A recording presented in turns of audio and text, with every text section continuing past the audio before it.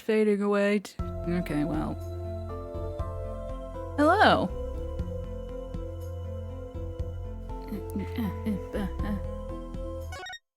Hello. Hello, welcome.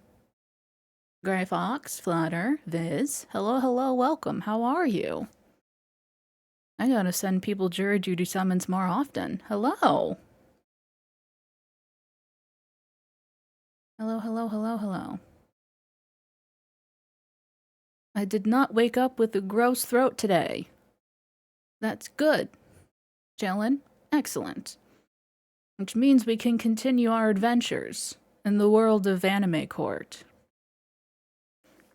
Oh, and, while I'm here, I've been experimenting with more overlay stuff. You know. Abuse of power, amuse of hour. How do we feel about...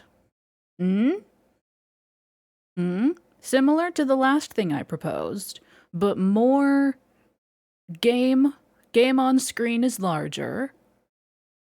Oh, that's... hang on, wait.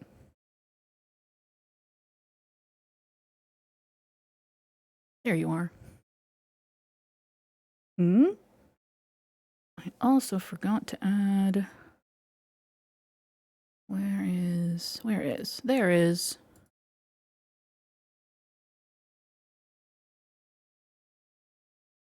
There's that.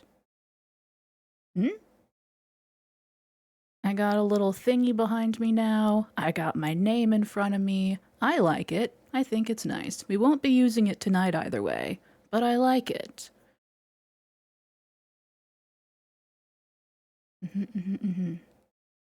Yeah. Yeah. Big fan, myself. Anywho. Well, I guess we can just...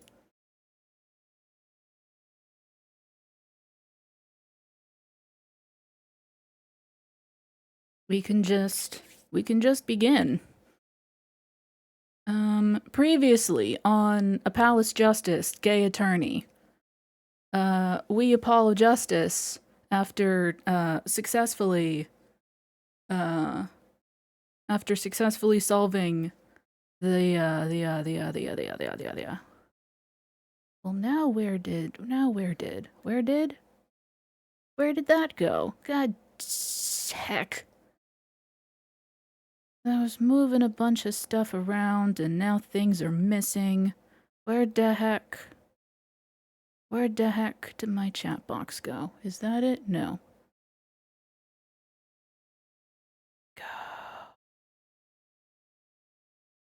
Chat box, there you are.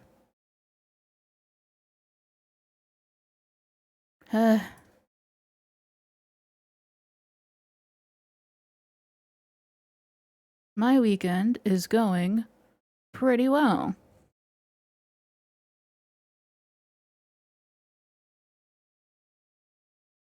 Okay, that should do it. Heck indeed. Okay. Previously on A Palace Justice, we've begun case 4.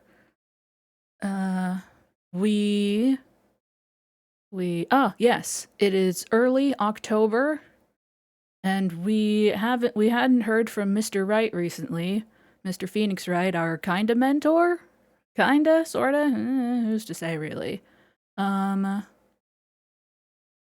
Because he was off on some kind of secret mission, and it turns out that secret mission is, completely reforming the legal system as we know it. And introducing this wild and crazy thing called a jury? What? There's a jury? You mean the judge can't just do whatever he wants? We have other people? What? That's wild. It's crazy. It's revolutionary, and Mr. Phoenix Wright is trying to make it happen, which is why he is running a simulation with the, with the assistance of the state, the government, what have you. And he has drafted us into being the defense attorney for this simulation. Except we're calling it a simulation. It's very much a real trial with a real murder that happened. And we have 1 day to prepare our defense. So that's nice. Thanks, Dad. Appreciate it. And so, the victim is one Drew Misham, an artist, who lived with his daughter, his adult daughter. He invited a reporter over for an interview, the first interview that he had ever given, because he's a very sort of, solitary kind of man, you know? He lived in his studio with his daughter, and he didn't really communicate with the outside world at all. But for some reason, on this day, the day that he died, he invited a reporter over to give an interview. And then, well, he died. He appears to have, it appears that his coffee cup was poisoned. Not the coffee itself, the cup. The cup appears to have been poisoned. So that's fun and interesting. Oh, and his daughter is, has been arrested for the crime. Yes, his daughter's been arrested for the crime because she serves him his coffee every night, which seems counterintuitive. Maybe it's decaf. I don't know. I don't know his life. I don't know this man's life. All I know is he drank a cup of coffee every night, and it was served to him by his daughter, and so she is the one and only suspect. She doesn't talk. It was the cup's fault. That's true. She doesn't talk, by the way. She doesn't talk basically at all. We got her to talk a little bit, but she just doesn't talk, really. I think that's about it. We didn't get very far in our investigation. Oh, and, seemingly completely separate from our investigation, I'm sure it'll all tie together somehow, but, completely separate from our investigation, Trucy, our good friend Trucy, Mr. Wright's daughter, is very excited for a magic show coming up because she's a magician. Her father was a magician, her real father. It is Troupe Gramarye's first show in over 7 years. And come to find out, this is because, the leader, the founder of Troupe Gramarye, Magnifie Gramarye, left all of his magician secrets to Trucy's father, Zach, in his will. But Zach went missing shortly after this happened, and has been missing for 7 years. And now that 7 years has passed, he can officially be declared legally dead, because he's been missing for 7 years. And as such, now that Zach is legally dead, his friend and the other disciple of Magnifie Gramarye, Valant Gramarye, I'm gonna switch between Valant and Valant, and I'm sorry. Valant Gramarye was next in line for the magician secrets, which, doesn't seem suspicious at all if you ask me. Not even a little. Not even at all. Not even a little. But now that 7 years have passed and Zach has been legally declared dead, Valant now has the Magnifie Gramarye magician secrets and can begin the glorious resurrection of Troupe Gramarye. Wahoo, yippee, etc. And yeah, I think that's about it. Wonderful.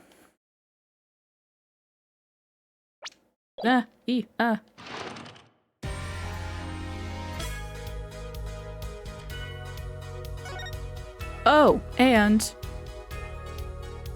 this is our save file up here. This save file down here. Let me just... this save file down here, if you'll recall, I did not get my Steam achievement for, completing the second case from beginning to end because we encountered a glitch in the final chapter of it, in the final trial bit, and we had to restart from that chapter in order to fix it, and so I didn't get my achievement for doing the whole thing through in one go, and I did that the other day because I wanted to. Because I wanted more video game. But yes, Turnabout Succession.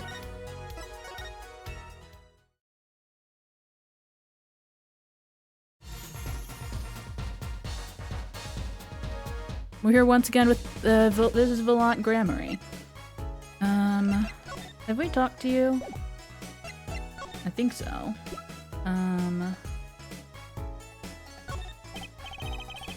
Here, let me... Because I was, again, messing with all my formatting stuff. Let me put this back where it was. I didn't remember where it went. Bow, boop boop boop boop boop ba doo, boop boop boop boop boop ba doo.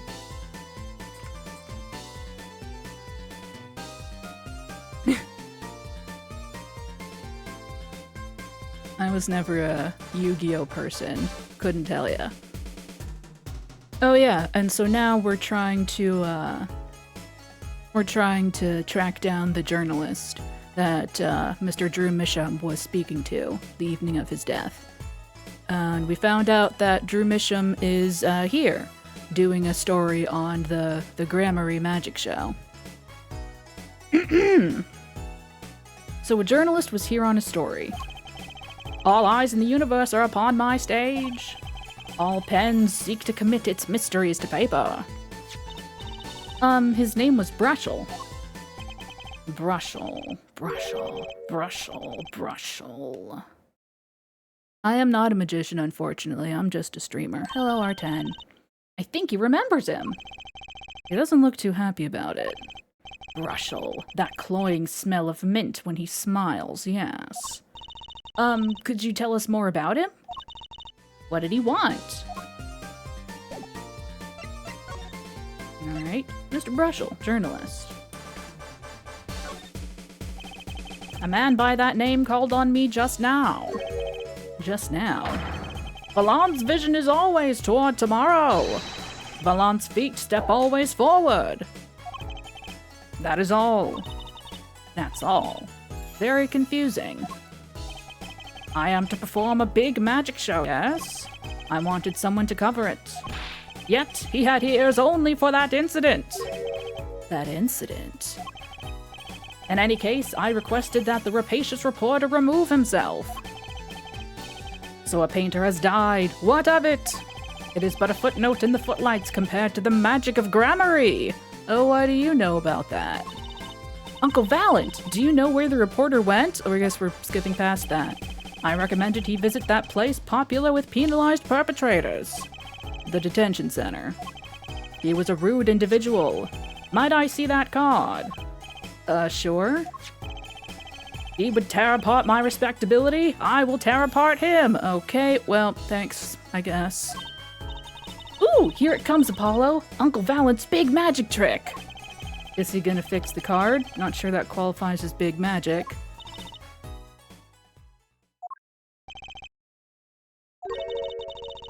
What happened to the big magic? Is it not more miraculous for it to stay ripped? No. No, actually. I'm gonna go with no. He must have really not liked that journalist. Yeah, okay.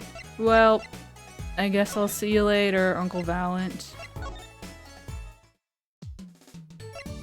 Anywho, away we go. October 7th, Detention Center, Visitor's Room. Ah, you're here to see Vera Misham?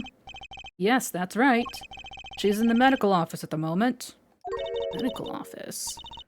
She okay? She's just lying down, said she didn't feel so good. I'm sorry, but I can't allow any meetings at the moment. Most annoying client ever. Apollo, please. Guess we should come back. Oh, okay, okay, well, I guess I'll just leave then. Hi, Emma. Okay, well,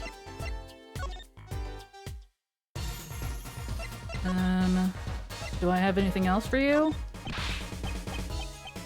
Ha ha ha ha ha! A chat. Oh wait, no, I sure don't. I was just showing you a ticket. Okay, well. I was wondering if you could tell me about this. Aha! Why, that bears the Gramarye seal! Uncle Valent? Is something wrong? Trucy, where did you get this? Huh? Daddy gave it to me. Your daddy? My partner's that— No. My other daddy, Phoenix Wright. Why now? Why would your Lord Daddy? Lord Daddy? It's kind of stretching the old archaic thing a bit. Your Lord Daddy. Give me 1 second. Just stay on that screen for a second. I need to adjust a setting. There we go.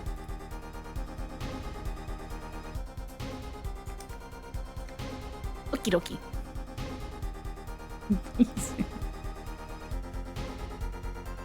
Hey Jeb, how are you? This signature upon the back, do you recognize it? That belongs to none other than Zach Gramarye. What? Daddy signed this? Might I be so bold as to open it? Nope, not allowed. I'm sorry, but I can't let you do that. What's this envelope, I wonder? Now the time has come when I must return to make my prestidigitation preparations. Cheesecake, heck yeah. By your leave, Miss Trucy. Thanks, Uncle Valent. 3 days from now, make ready for a miracle. Okay, bye. What do you think that journalist was after? And why did Valent react like that to this envelope? I think it's time to pay the detention center another visit. Oh, okay. Hey, Mr. Wright. Now we're good. October 7th. Oh, I'm gonna assume this is our reporter. I think I hear what you're saying. We're all doing it for the money. End quote. No, not at all. Looks like someone's already meeting here. Maybe that reporter? Oh, Christ. Oh, no. Oh, I hate you. Oh, I hate you. Stop moving. Ugh. No, stop. You have so many frames of animation. It's making me uncomfortable. Stop. Ugh. Ugh. Hey there, how you doing? Who might you be? Sorry, we didn't know someone was already here. I'm Apollo Justice, attorney at law. Talk about a nervous monkey. Hang on. I can't quite find a voice. You? You're Justice? You? You know me? Do I know you? Of course I know you! Stares down witnesses on the stand till they spill beans. End quote. That's not true. What's he writing? Are you a reporter by any chance? Woo! You're Trucy! Eh? Am I famous? Oh yeah. Trucy Wright hates carrying a bag.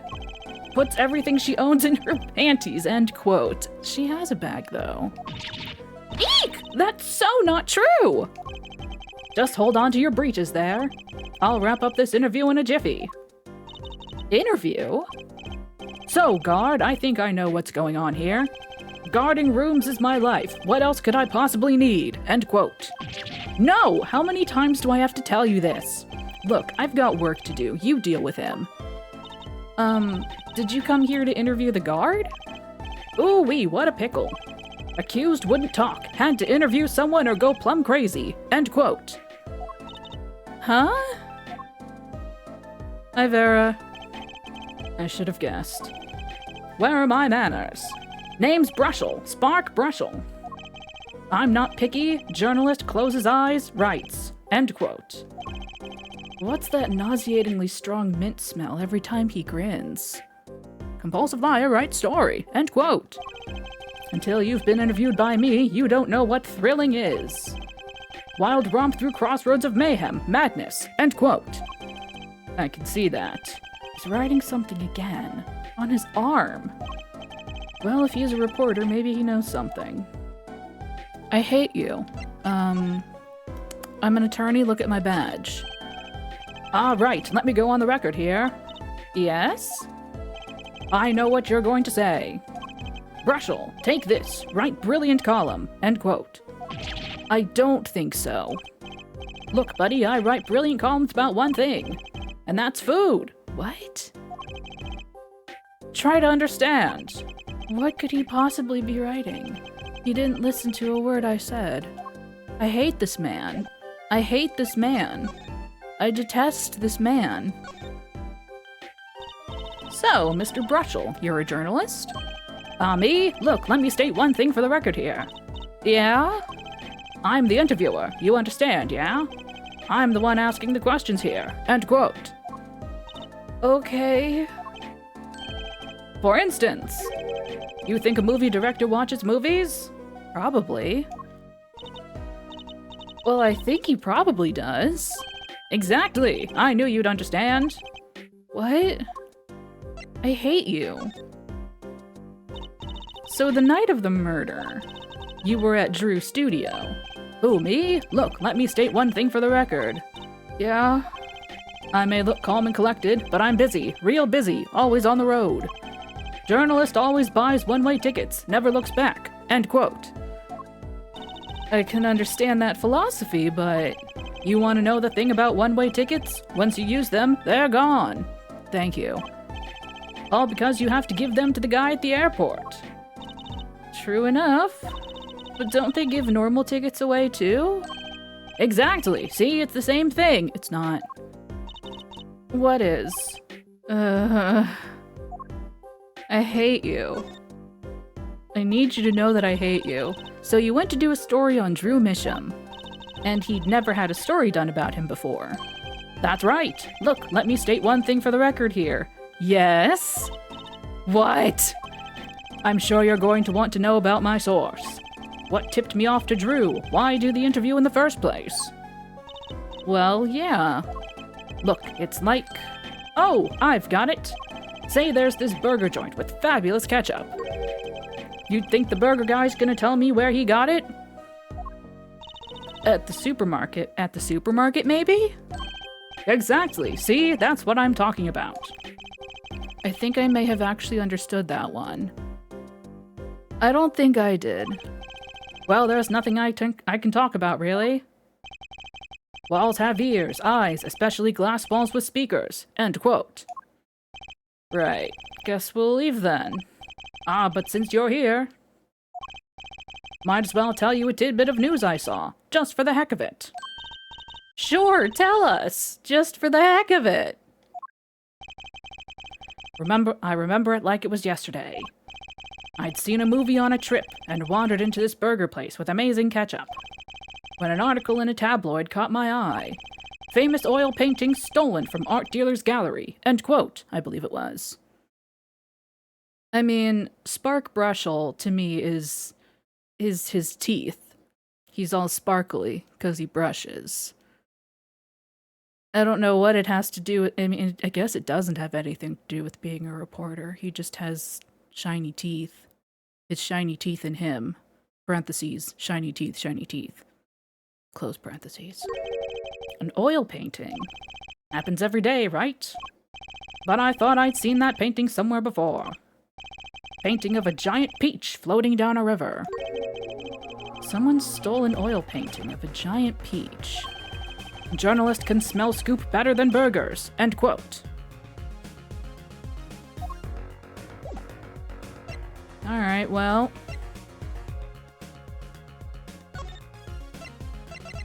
Was it... Hang on, was it this one? No, okay. It's food. What about this other one? Nope, okay.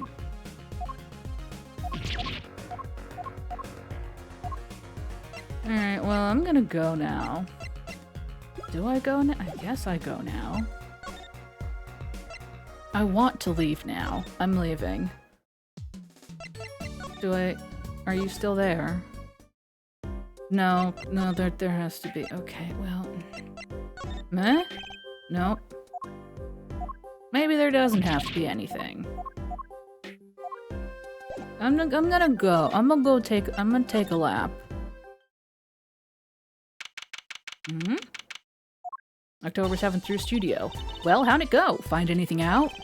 Actually, there was one thing I wanted to check with you. What's with that scary face you're making? And what's with the I know something but I'm not telling face you've got going, Emma?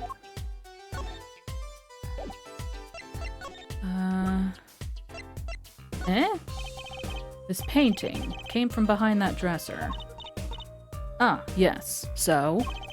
It was stolen, no? I was hoping you wouldn't figure that out. Do you think you could tell us a bit about this? I suppose. It's what you think. Drew Misham was a forger. Drew me sham. He drew me a sham. He drew me a sham. Me sham. Me sham, you see. He's a sham. It's a sham. Sham wow. A forger?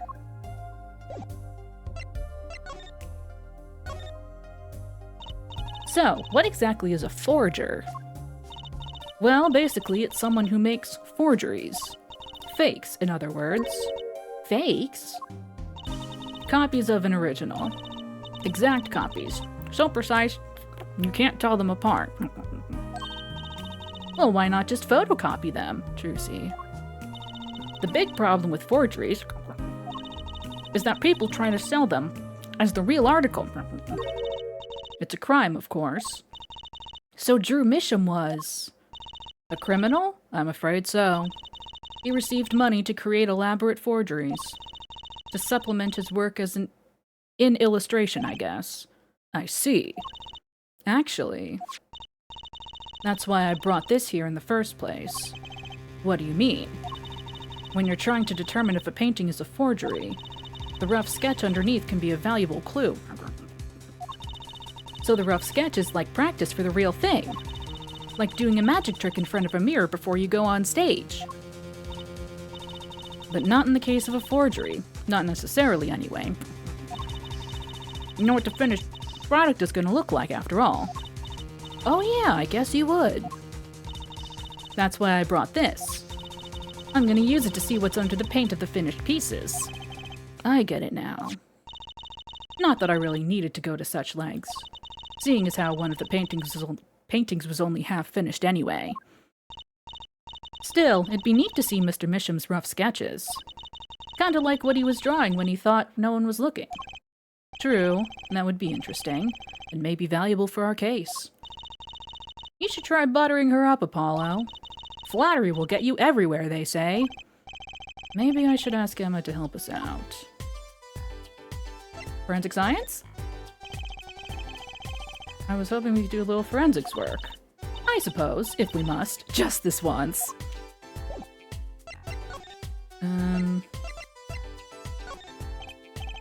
Kinda wanted to see the rough sketch under this painting. And I was wondering if your tool there might do the trick. Oh, fine, just this time, though. Let's check it out. Scanning. Beep boop. Scanning.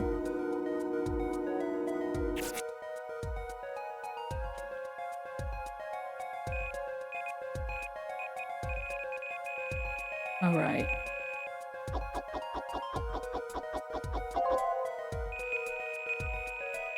It's my favorite noise.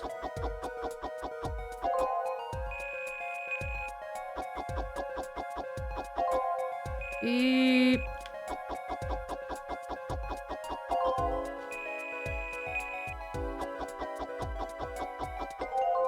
Son of a... Okay, let's print this one out. That's case 1. What the heck? Wow, he really blows. The finished painting isn't anything like the rough. Devices like mine didn't exist until recently. He probably thought he could draw any sort of thing he wanted to for the rough. What do you mean? Well, in the past, you could only analyze the composition of a rough sketch. Composition? In other words, the traces of charcoal between paint and canvas. So you could tell if there had been a rough sketch, but not what it looked like. I think I follow you. So in essence, it wouldn't matter what was underneath the finished painting. Some pros would actually paint out a rough sketch entirely, then do a completely new painting on top of that. So Mr. Misham was drawing whatever he wanted before painting over them? Possibly. Is there a problem with that? Not particularly, but something about the sketch itself is kind of odd. You're awfully silent all of a sudden, Apollo. You think we could check out one of the other paintings? Well, sure. You like this detection stuff, don't you? Yeah.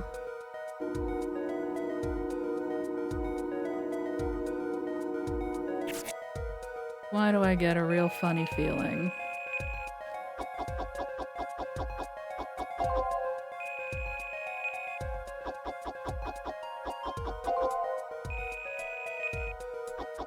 Son of a bitch. It's Mr. Salty!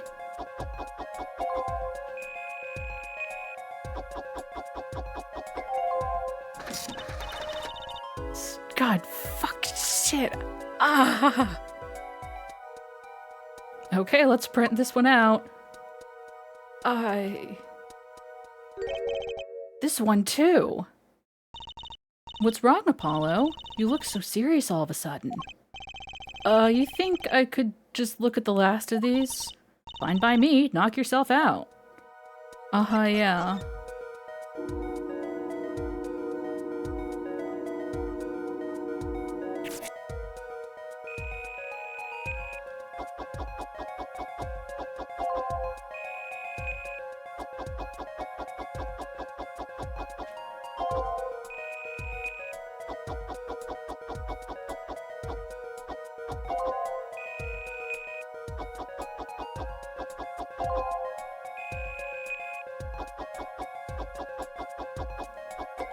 Oh, it's Clavier! Print this one out. It's Clavier, and he's on fire! Wonderful. What the heck is all this?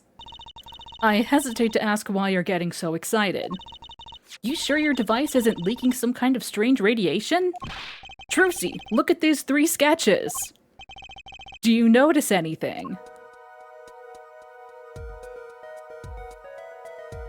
Case 1, case 2, case 3.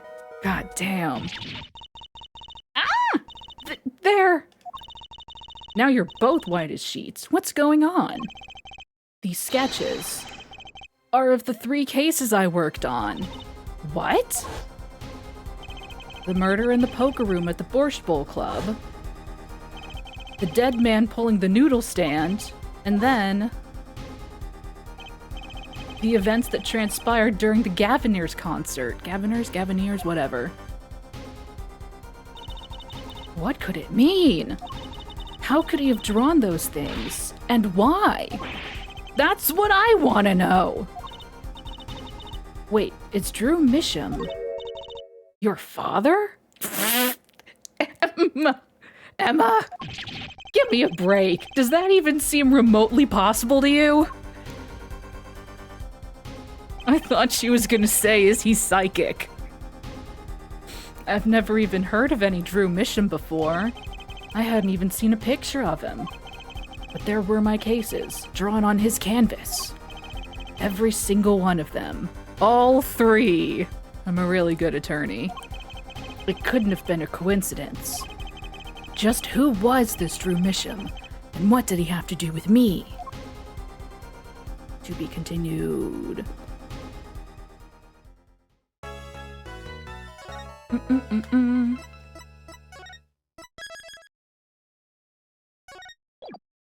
Away we go.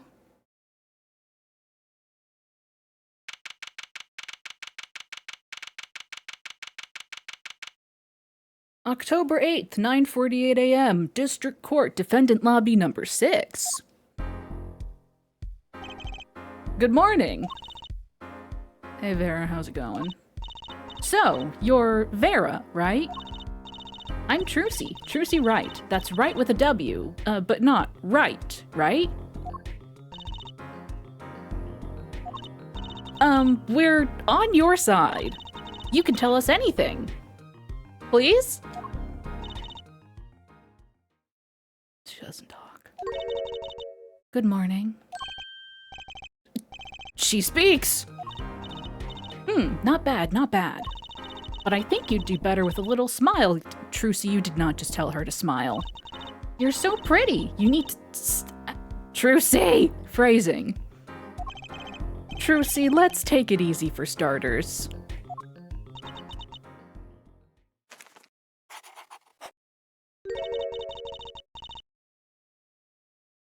Yeah, okay. Thank you for taking my case. See, she's smiling, kind of. Okay, well that's a start, I guess. There she goes with the nail polish again. See, it occurred to me after last time. How's this? Is this good? How's this for smiling more? It occurred to me after last time that, that's the bottle of nail polish. Oh, I need to grump more now. Hang on. How's this? Is this good? That this is a bottle of nail polish. The lid is the hand. I thought that, like, I don't know what I thought. Yes. I look just like Mr. Brusham Teeth. Mr. Teeth Brusham. That's it, right? That's great, really. It's so cultured.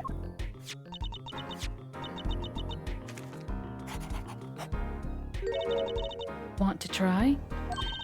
Ooh, really? Girls. Apollo, please. You can paint your nails, too. The victim, Drew Misham, was a forger. And a stolen painting was found in his studio. A life of crime, really. And maybe one that led to his death. October 8th, 10 a.m., District Court, Courtroom number 3. Oh my god, hi Clavier. Well, we will now, begin the, trial of Vera Misham. Is the judge okay? His voice is all raspy and he's looking around all nervous-like. The repercussions of today's trial will most likely be felt for a long time. And may indeed alter our legal system forever. Oh, right, this whole thing. Oh my god, hi Clavier, how are you? It's so funny seeing you here at your job where you work. Anyway. Today is a test of the jurist system. And the first step toward a new order in our courts. Daddy's secret mission. The jurists will function like a jury. You don't fucking say. It is hoped their inclusion will help the courts to better reflect the people's will. Why aren't there any jurists in the courtroom? 3 closed-circuit cameras watch this courtroom at all times. The jurists have access to everything that transpires. We didn't want to have to draw a new courtroom with a jury in it. Jurists! Judge well and judge cool. Now see here, Prosecutor Gavin. I was going to say that. My apologies, Herr Judge. Jurists, today, judge today's trial coolly, if you would be so kind. The jurists are unbound by the letter of the law. They don't affect the trial with evidence, but by their feelings. And we're about to find out just what effect they're going to have. Very well, Prosecutor Gavin, the details of the case, if you would. Hold.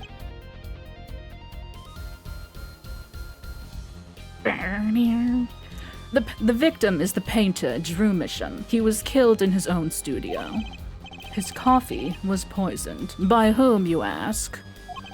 By none other than the defendant, Vera Misham. Objection! There wasn't any poison in the coffee. Achtung, someone has been doing their homework. Indeed, poison was not present in the coffee, but on the mug itself. The mug? Ah, residue was found on the rim, I see. The autopsy report describes the manner of our victim's death. The court accepts this as evidence. Mission's autopsy report. According to this report, hang on, let me read it for myself. Drew Misham, age 52, male, October 6, between 9 and 9:30, atroquinine poisoning. My badge! Yeah, that's my badge.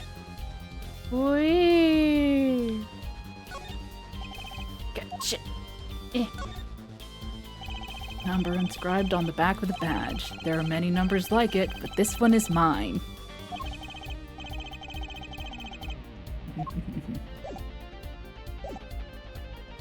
Hold, it's coming around again.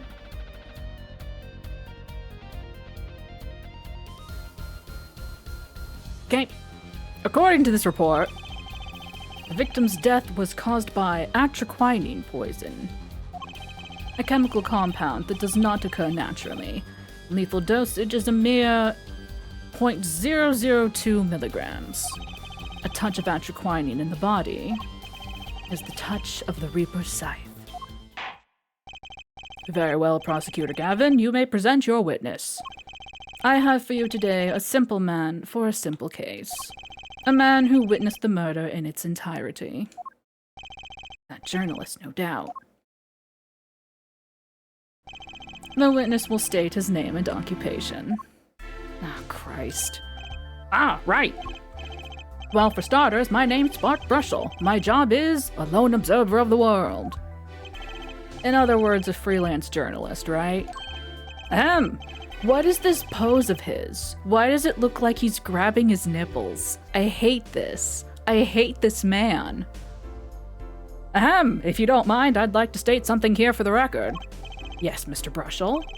I dislike conclusions, specifically the aspect of jumping to conclusions. Preconceptions make Park sandbox of endless desert waste. End quote. But you are a journalist. You said so yourself yesterday. Well, that's true, yes. But you must understand, I stand before you today a man with a dream. I'm offering you my testimony in exchange for exclusive rights to the story. Denied. Goodbye.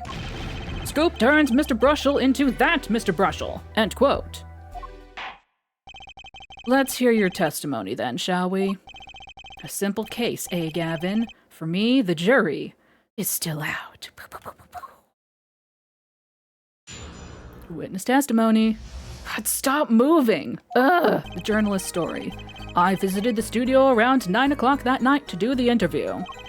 The first outsider to enter the atelier. Journalistic history made, end quote. His daughter brought us coffee right after we started. And you know what happened next? Star falls, end quote. No one else entered the room besides her the whole time.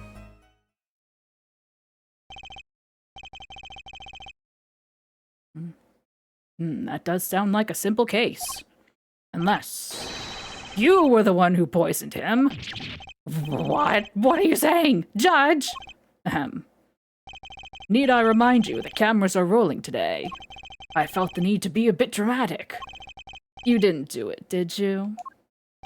Me? Me do a thing like that? Come on, that's like newsmaker making the news, end quote. Or even contemporary witch hunt, end quote. I know, wild accusations rock courtroom, end quote. Rock indeed. Prosecutor Gavin sure looks like he's having fun. I mean, I'm glad. I'm so happy for him. I am too, Apollo. Very well, Mr. Justice, your cross-examination, please. Okie dokie. Boom, boom.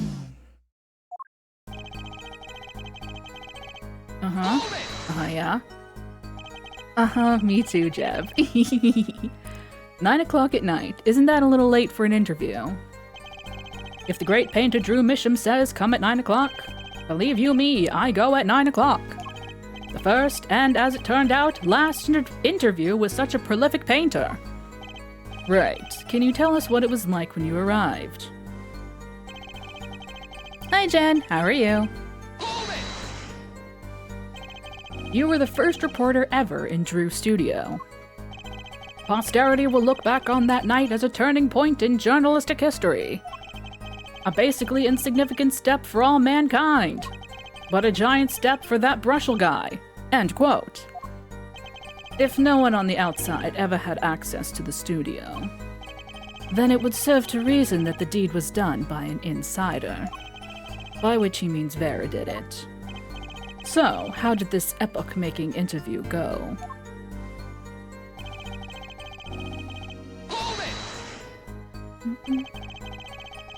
The guy, the middle guy? Yeah, no, he's something. Would you mind being a little more specific? Ooh-wee, let me tell you, I enjoy a cuppa. In fact, it all began when I was in 3rd grade. No, wait, 4th grade. That's not what I meant. I believe I know what Herr Forehead is driving at. This coffee the victim was served. Did anyone other than the defendant touch it? Right, that. That's what I was gonna say, really. Well now, if you've a question to ask, you'd best straight up ask it. That's what I tell all the new recruits, several times if necessary. Write for a grade schooler. That's my motto. Which isn't to say I can only write grade school level stuff, mind you. Who touched the coffee? Dunno. I was in the back, looking at the studio's equipment when she served it. And what happened next? You know what happened next. Uh-huh. What's this about a star falling? Star falls, huh? It's like an old telegram. Send money, over. Zowie! You don't know? That's like a journalism code word. An important personage passes away. A star falls. Get it? But there's no gravity in space, is there? I would think stars could fall, really. Does this matter? Oh boy, this is good stuff, good stuff. How about star breaks? Nah, lacks punch. I know. Star dies! Nah, lacks imagination. Hi, Mittens, how are you? Of course, you could go with Drew dies, straight to the point. I like it. I think we need to hear about something a little more substantial. The moment of death. About when Mr. Misham passed away. Oh boy, what a scene that was. He put his coffee mug down with a crash, right? Yes, and then? Then the cold finger of death touches his spine. Life's flame sputters and fails. So cold was that touch, he could do naught but tremble uncontrollably. Actually, life's flame is a little tired. Life's river froze over. Yes, that's a go. I think he's starting his article already. Could you describe that a little more simply? Well, as you can imagine, I was pretty surprised. He hit the floor. He hit the flow. Next thing you know, Drew got low. Art seizure is final performance. End quote. Atroquinine paralyzes the central nervous system. The body arches back like a bow. The limbs tremble, the throat burns. That's quite enough of that. Some of us want to be able to sleep tonight. Oh yeah? Well, I want details. Lots of juicy details. For that, you can listen to our last year's hit single, Atroquinine, My Love, by the Gaviners, available at all major music outlets. The point here is that the victim died of atroquinine poisoning. Well, Mr. Justice, how did you find that testimony? It was probably important. Well, as an account of the moment of the victim's death, I'd say it's very important. Please add it to the testimony. Very well, the court requests the witness add this account to his testimony. Spasms, that was definitely death by poison. You say it was definitely death by poison. How can you be so sure? Hey, look, I'm a journalist. I've seen a lot of things. And I've had more than my share of experiences with so-called poisonings. Man eats fishy fish, goes bye-bye, end quote. Food poisoning doesn't count. Should I get him to talk about something else? I'm guessing that's... You say Mr. Misham had the coffee too, but did you actually see him drink the coffee? Of course! He who sees it wins, but he who says it wins bigger, end quote. I live in a man sees dog eat dog and writes about it world.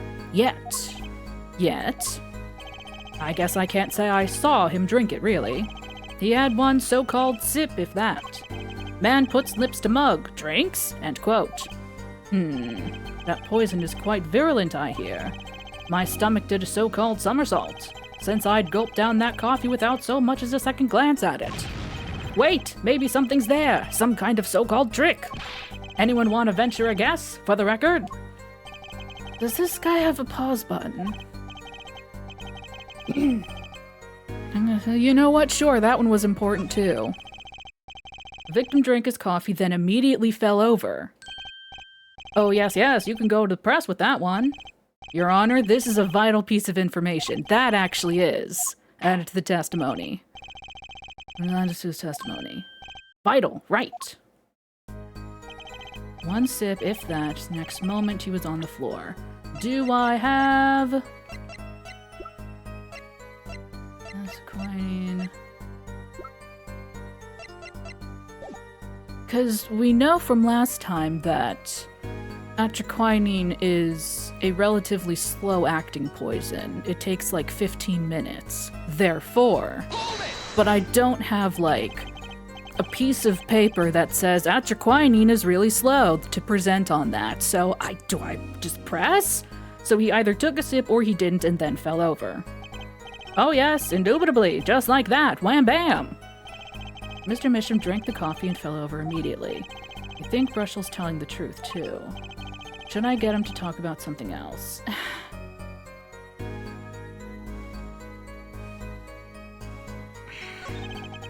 I really need to change this. The testimony is already pretty obvious. It is, but I don't have anything that's like slow acting. You know what I have a problem with? A particular property of the poison used, atraquinine. Oh, Prosecutor Gavin was quite clear about the poison. A lethal dosage of 0.002 milligrams paralyzes the central nervous system. That's the get up and stretch time. Don't paralyze your central nervous system, get up and stretch.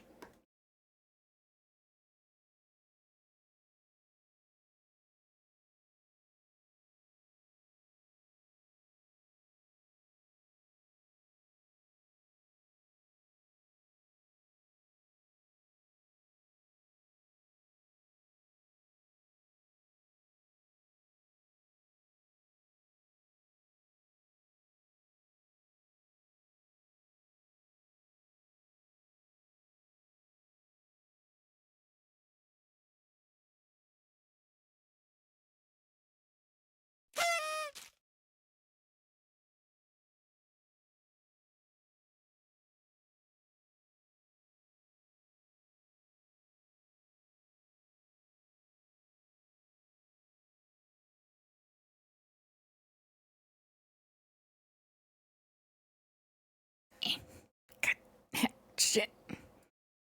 I assume you've been diving into Helviz. Also, thank you, Detective, for 5 whole months. Thank you, thank you.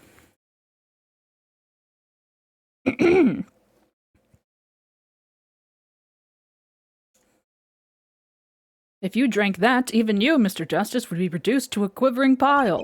Why are you using me as an example? Unfortunately, we weren't told everything. There was a vital omission in Prosecutor Gavin's information. An omission? Atraquinine is as virulent as he says. But death doesn't come upon ingestion, not immediately. That's because atraquinine is slow-acting. Slow-acting? What? According to one forensic scientist,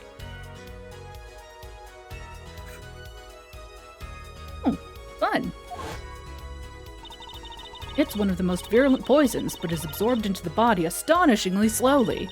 It takes at least 15 minutes from the time of ingestion for adverse effects to show. If we suppose that the moment Mr.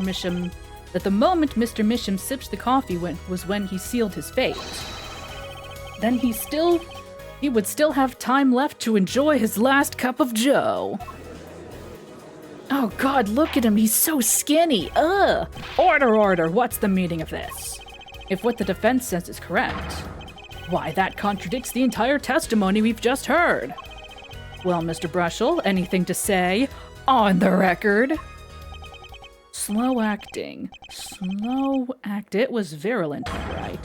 Even then, it had already begun digging its claws into the journalist. He's working on his scoop. Objection! Yes? It's Brushel, yeah? Herr Brushel, let's take a trip back down memory lane. Huh? Did the victim really die the instant he took a sip? God damn it. Think it over. This is vital. You know what I think? I think that was a not-so-subliminal suggestion, end quote. Ah yes, the prosecution is leading me, the witness. Uh-huh, yep, that sounds about right. I admit it does cause a problem if he died when you say he died. I would be forced to say auf Wiedersehen to my simple case, and you would be forced to say farewell to your article. Come again? You can't write a story based on conjecture, can you? And as the case drags on, other reporters will pick up on the scent. And you'll be forced to kiss your exclusive scoop goodbye. Kiss you goodbye. Harumph. Scoop. I hate this man. Oh god. I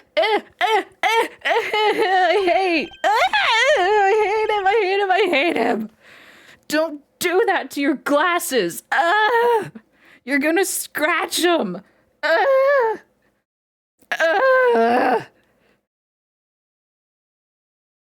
Clavier and Edgeworth are not related to each other at all. They're both, other than they're both prosecutors, but that's just a job. Kill it before it breeds. Yeah, no, microfiber cloth. A nice, soft microfiber cloth is all you need. Do not scrape a fucking toothbrush. Stop it, R10. No, bad. Yes, they're both very gay prosecutors. Extremely queer. Look, just wait a second. Just 1 second. We're waiting. Out with it. I think I just recalled a so-called important detail. A revival of recollection, end quote. A story survival, end quote. Attorney utterly confused, end quote. Actually, I did notice something when I visited the studio. I'd heard of poison that takes its sweet time, see? But not what I've been saying for the last few minutes, apparently. Mr. Brushel, are you saying you noticed something that explains what happened? No, Jen, please, no. You bet I am. The antidote for a poisonous contradiction, end quote, you might say. Or, I still have no idea what you're talking about, end quote, I might say. I figured it out, but only after an in-depth interview. See, thanks to my journalism skills, I know who poisoned that coffee. Ah, Christ. Order. As far as I can tell, the witness is standing by his testimony. That Mr. Misham died the instant after he drank. Of course I'm standing by my testimony. And my dream of exclusive rights to this story. I suppose it was too much to hope for. Aw, Clavier. Aw, did you not successfully lead the witness? Aw, honey, I feel so bad for you. What was? Of course you wouldn't choose a simple case. Not him. Him? Phoenix Wright. Who else? Phoenix Wright. Achtung, Herr Brushel. Report for us, if you would. What is it that you noticed?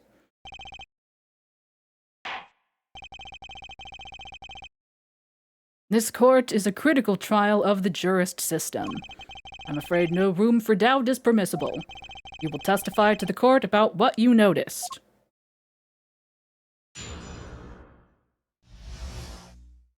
What Brushel noticed. When I arrived at the studio, Mr. Misham was at his desk. He seemed to be writing a letter, but he quickly sealed the envelope. I thought nothing of it at the time, of course. Now that I think about it, what if he was writing a suicide note? Oh my god. A suicide note. Yes, he had this look on his face. Man's face inscrutable as a quadratic equation. End quote. Suicide? Poor Mr. Misham. That means Vera's innocent. Would someone commit suicide in the middle of an interview? I mean, maybe. Maybe? Oh.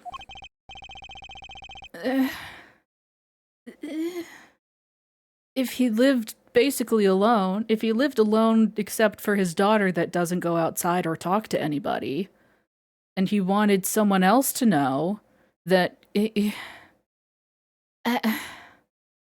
I'm not saying it's a good idea, but it's something that someone would probably do. I don't know. Very well, you may begin your cross-examination. Hey.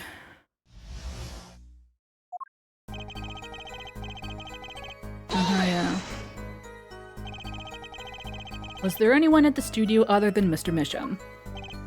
Well, his daughter Vera, of course. Was anyone besides Mr. Misham and Vera present? Not a single one. Not a cat, not a rat, not even a mouse. Oh my god, not a mouse. The only person who didn't belong to that studio there was you, wasn't it, Mr. Brushel? I know what you're doing. I know your game. Attorney uses classic Ramsden phenomenon ploy and quote, what is that? If you intend to suggest that this reporter is a suspect, I'm sure you also intend to present evidence supporting that assertion, correct? In the meantime, let's move along, shall we? Hold it! So he put the letter away when he saw you. Early reporter gets worm, end quote. That's my secret. I'm not sure I follow. It's the night of the interview. I arrive 15 minutes ahead of schedule. The handle turns, the door opens, and I barge in. Are you sure that's okay to do? Isn't that unlawful entry, really? Mr. Misham sure seemed to think so. You should have seen him. He crammed his letter into that yellow envelope as fast as he could. I know a secret when I spot one, and that was one. Hang on one second. Oh, that's the autopsy report. I have a red envelope, but that's... Oh, yeah. Right.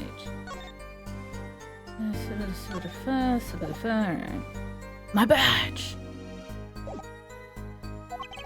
It does seem significant. Well, Mr. Justice, I wonder.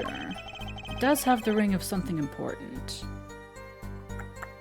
Added to the testimony, I'll come back to that. The defense finds this testimony vital, Your Honor.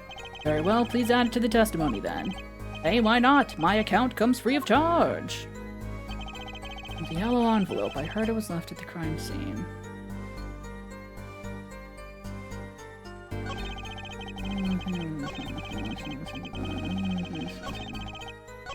I'm gonna ignore the rest of the testimony. And you saw him seal this yellow envelope with the letter. Hey, don't look at me like that. I saw what I saw. Apollo, you think this might be our big break? Yeah. What I need is to show some decisive evidence now.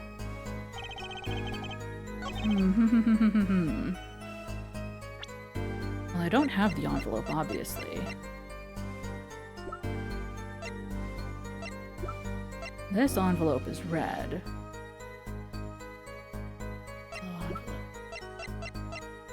Is...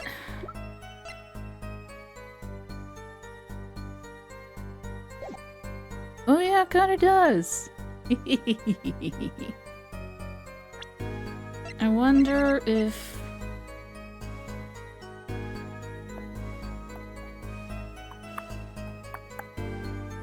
No, because...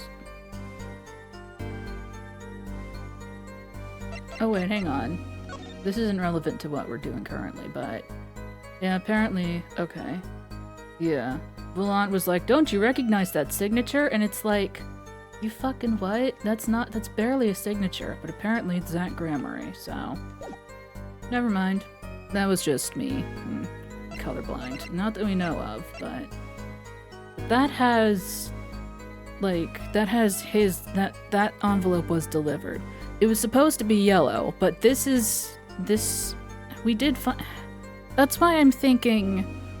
Do they want me to present this one as if it's like, aha, it wasn't yellow, it's this envelope, but this envelope has his address on it as like the receiver of the letter.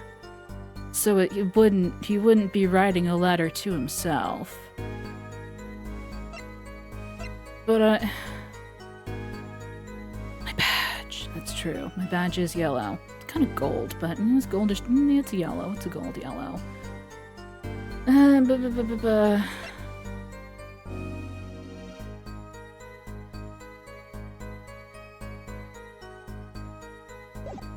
Maybe we don't ignore the rest of the testimony for now. Hold it! You didn't think anything might be wrong at the time.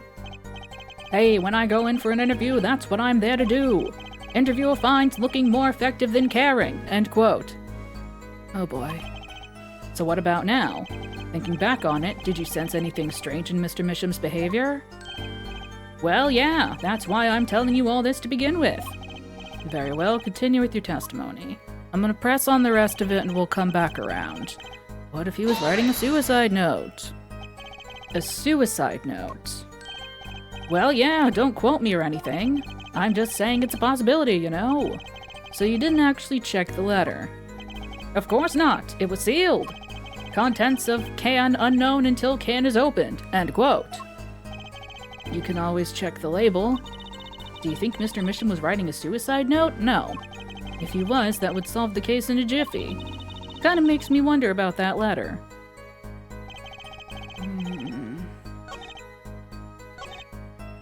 I mean, I'll present the red envelope. I don't think it's right, but I'll do it, I guess. Objection! Yeah? Huh. As it just so happens, there was a single letter in a desk drawer at the scene. We're proving that there wasn't a yellow envelope in the desk drawer? I don't know. In a red envelope! Oh god! Oh no! Oh, I continue to hate this man. Prosecutor Gavin! Yes. Was a yellow envelope found at the scene of the crime? Unfortunately, no. But Herr Forehead, it's easy to mistake the color of an envelope. Is it? I guess, but not this envelope. You see, it was postmarked already, 7 years ago. Well, Mr. Brushel, I can explain that. Drew, right? He wanted to get that letter in an envelope, pronto.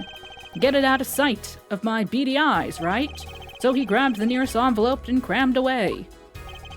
And what about the whole red and yellow envelope contradiction, chump? I called this man a chump.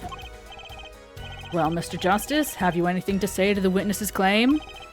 That night, the victim put a letter he had been writing in a red envelope. No. That's impossible. Ah, I like your expression. So full of confidence. Oh, do you now? It's simple, really.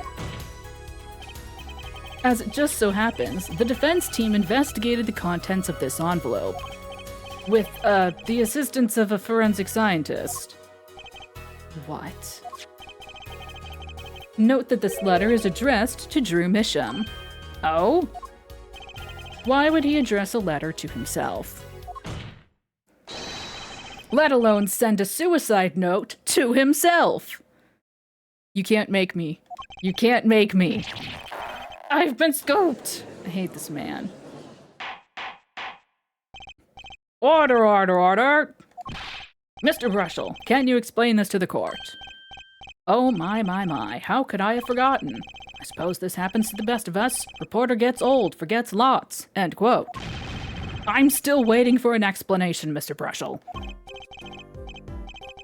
Well, that's the thing, see? After he put his letter in that envelope, Mr. Misham sat there searching his desk drawer for something. His desk drawer. Yes, a stamp! A so-called postage stamp. End quote. A stamp? Whatever for? Well, to mail his letter. What else? And then, why yes, I think I saw him put it in his letterbox. Yes, it was a yellow envelope, and he put it in that box. Makes sense. Well, apparently this yellow letter has nothing to do with it. Oh, how I wish it did. Nothing to do with this case. Just think if that were a suicide note. What a story. Star writes suicide note in front of reporter. Falls. End quote. As I was saying, that has nothing to do with this case. That said, yes, Your Honor, it makes me wonder about the contents of that red envelope.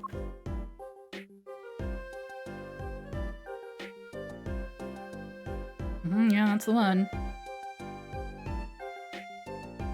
That damn smile. $100,000 is quite a good deal of money. So this was from 7 years ago, yeah? So am I finished? Here, I mean. Am I finished here? I was thinking of, you know, going home to start writing.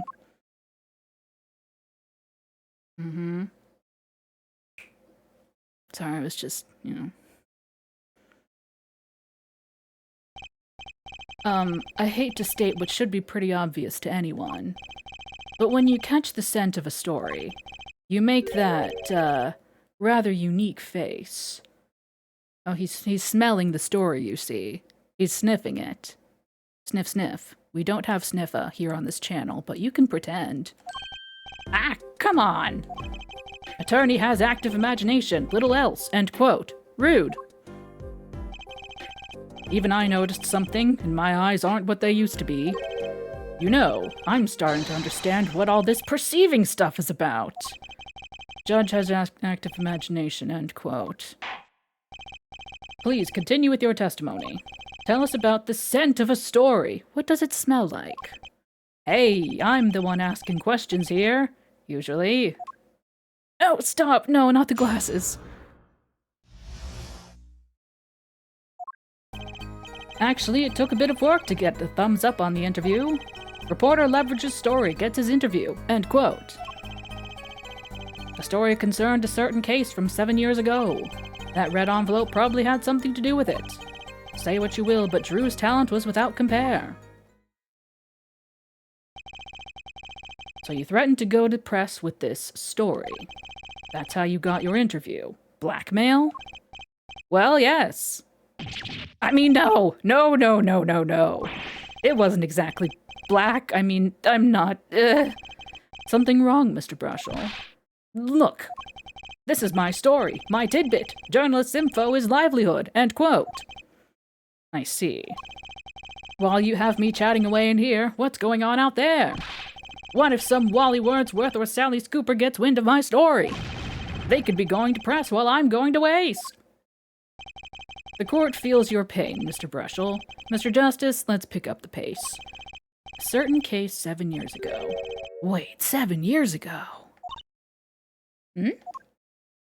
That's true, it's not blackmail if the envelope is yellow. It's yellow mail. Oh, I can perceive! Oh boy. The incident. Victim Drew Misham had an aversion to reporters. Boy, I guess. Not even my considerable charms did much for him. Until I finally got my thumbs up, that is. Maybe you can elaborate on that. Elaborate on that a bit for us. Reporter leverages story, gets his interview, unquote. Exactly what sort of story was this? Oh, a little one, like I said. Nothing more, nothing less, nothing in between, end quote. I might have suggested I had a lead on this particular story, but I didn't threaten or cajole or nothing, honest. So a suggestion was enough to get an interview. Mr. Misham must have really wanted to keep it under wraps. On a certain case from 7 years ago. Let me just...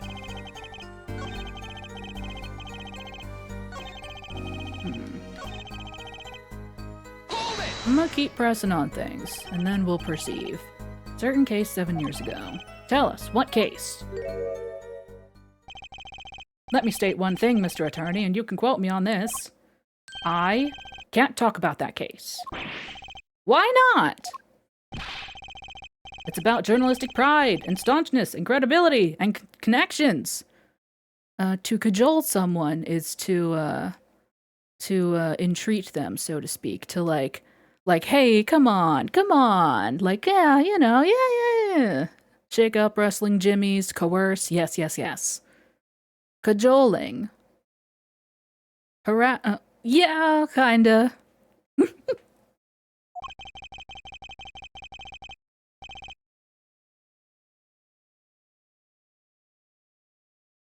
Journalist reveals sources only over his dead body, end quote. That can be arranged, sir.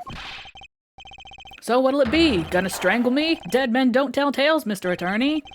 Sounds pretty determined not to talk. I mean, if you're offering... our chances of breaking his will aren't looking good. Although... Hold it!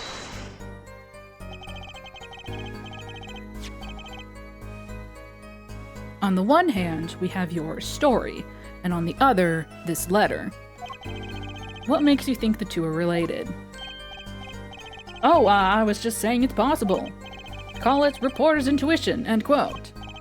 Hey, I say a lot of things. You're gonna pick all of them apart? Be my guest. All of them? No, just the incredibly sus ones. I see. Anything else to add about Mr. Misham? His talent was without comparison. Just how amazing was Mr. Misham's talent? Huh? Ooh-wee boy, I mean, hey, he's a star, man, a star. The flow of his brush is like a great undulating river across the canvas. Artist paints light up studio like sun, end quote. This guy's full of wacky gestures, but that one just now was wackier than usual. He looks kinda nervous to me, Apollo. Definitely. I'm sensing something different than before here. God, stop harassing your poor glasses. Maybe it's time to bring out you-know-what. That testimony left a bad taste in my mouth. It all makes sense. Nothing jumps out as ridiculous. Wonder what this story he's talking about is. Must have been good to get an interview with a famous recluse like that. Something powerful enough to drag Dream Misham out of hiding. I wonder. Maybe it had something to do with Mr. Misham's art. Yeah, I get in the picture, so to speak.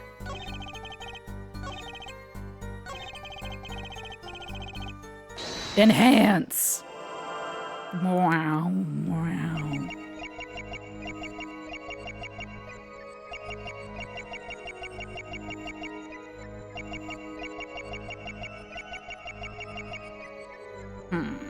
Maybe the other one.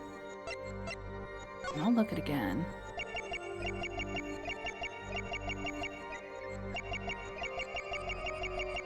We don't have his other hand.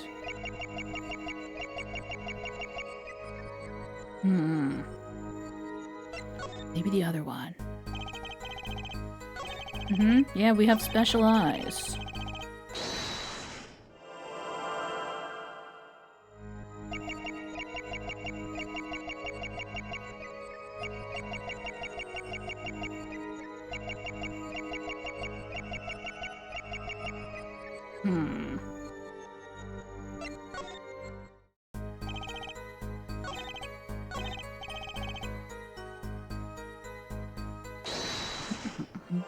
It's our version of the Cyclops.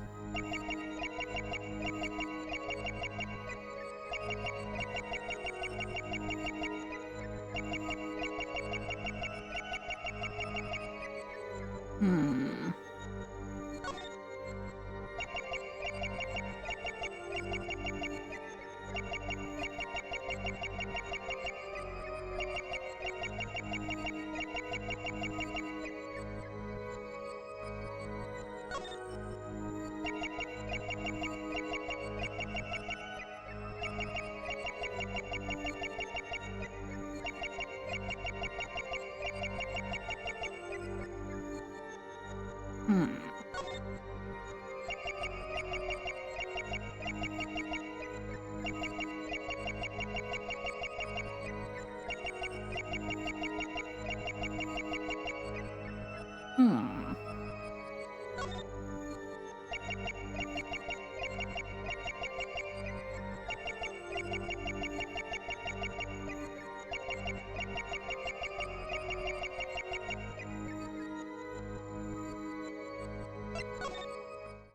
I'm focusing on these two because it's an irregular pose. Hang on. Yeah, okay. They seem to focus on this last one. Yeah, because this is the one they were like, oh man, that last gesture sure was wacky, but I'm not seeing anything.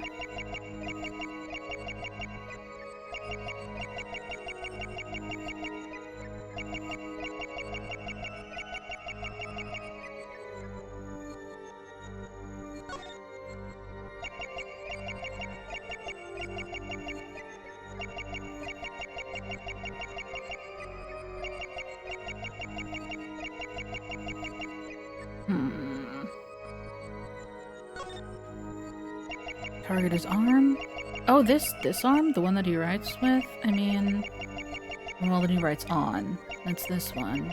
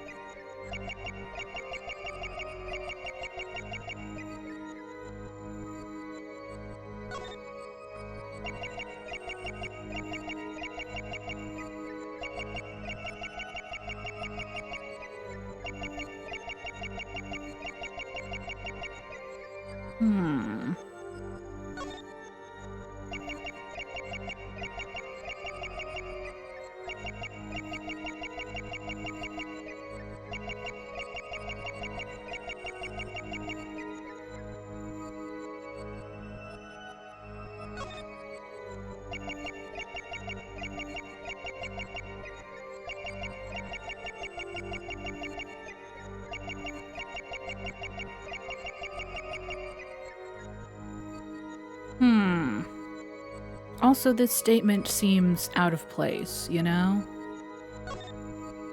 Like, everything else was about... something else. Was about getting the interview.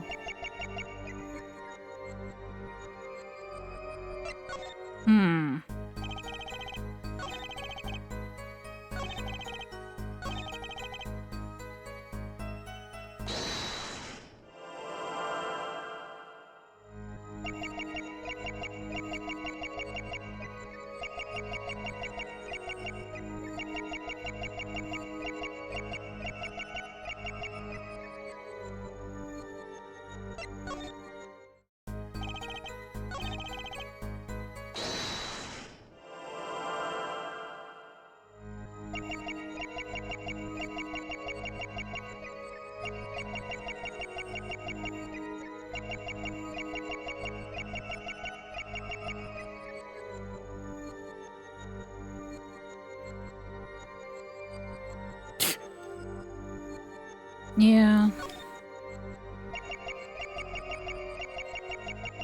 The thing about these specifically is that it's generally, once you see it, it's pretty clear.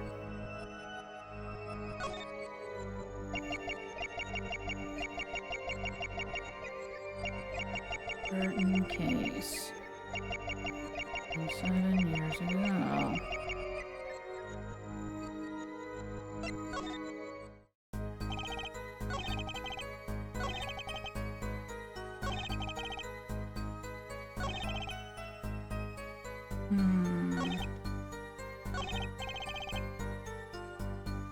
Yeah, this statement seems out of place. And they commented on it when I pressed, like, oh, that's a real wacky gesture he's doing. But I can't see anything.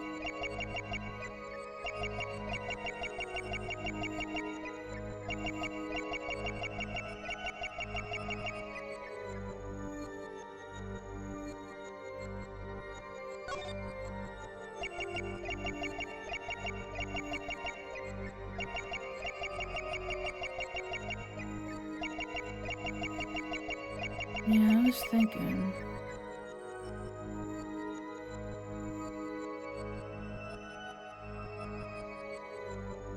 Hmm?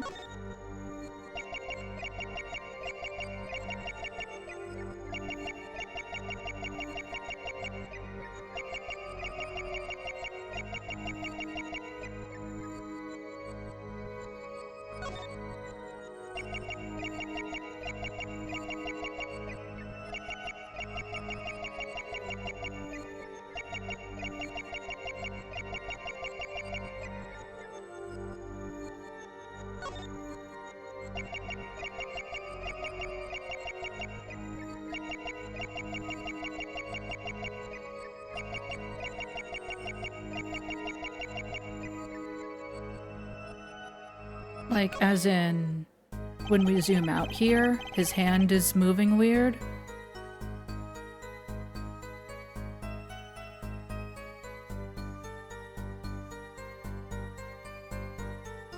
Hmm. Yeah. The thing is, it's usually subtle, like...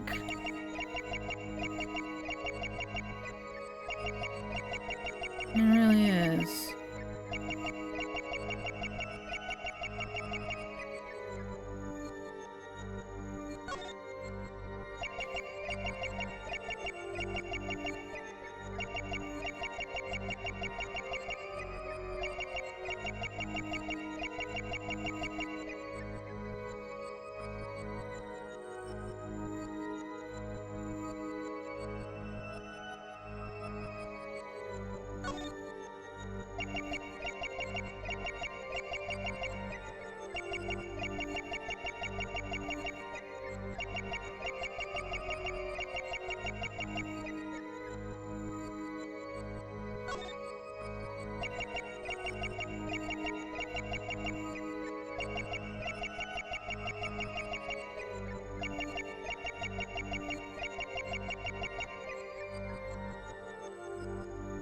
Hmm.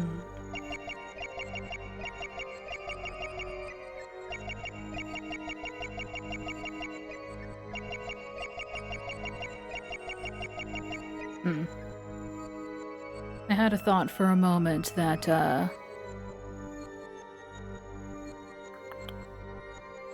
that because, you know, they were talking about, like, oh, when he smells a story, his nose gets all whatever. Am I on the right line of dialogue? Like, is this the right phrase to perceive on? Okay, then I'll wait on that. That's sufficient for now. Thank you.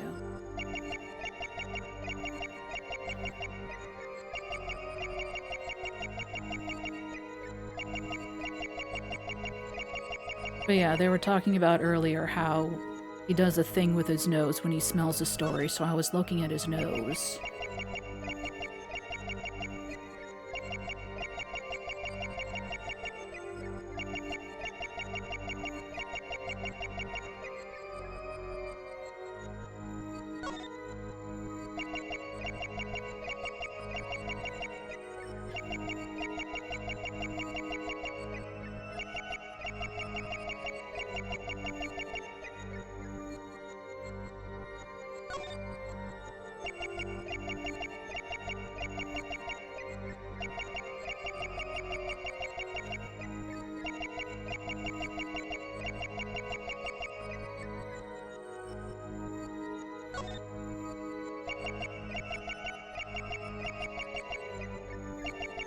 Ah!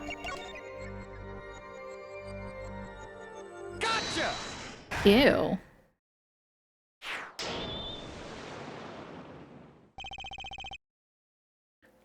Gross. Sweat much, Mr. Brushel? Yeah, well... A man can't help his glands, you know? It's more than that. When Mr. Misham's talent was mentioned, you suddenly began to sweat buckets. Ah! You're hiding something about his talent. What? That's ridiculous! Evidence time. Let's show where Mr. Misham's true talent lay. It just so happens I have evidence showing the talent mentioned in that letter. Probably that one. Yeah. Take that. Take that! I can't help but wonder what the court is supposed to conclude from this evidence. Oh. Oh, whoops.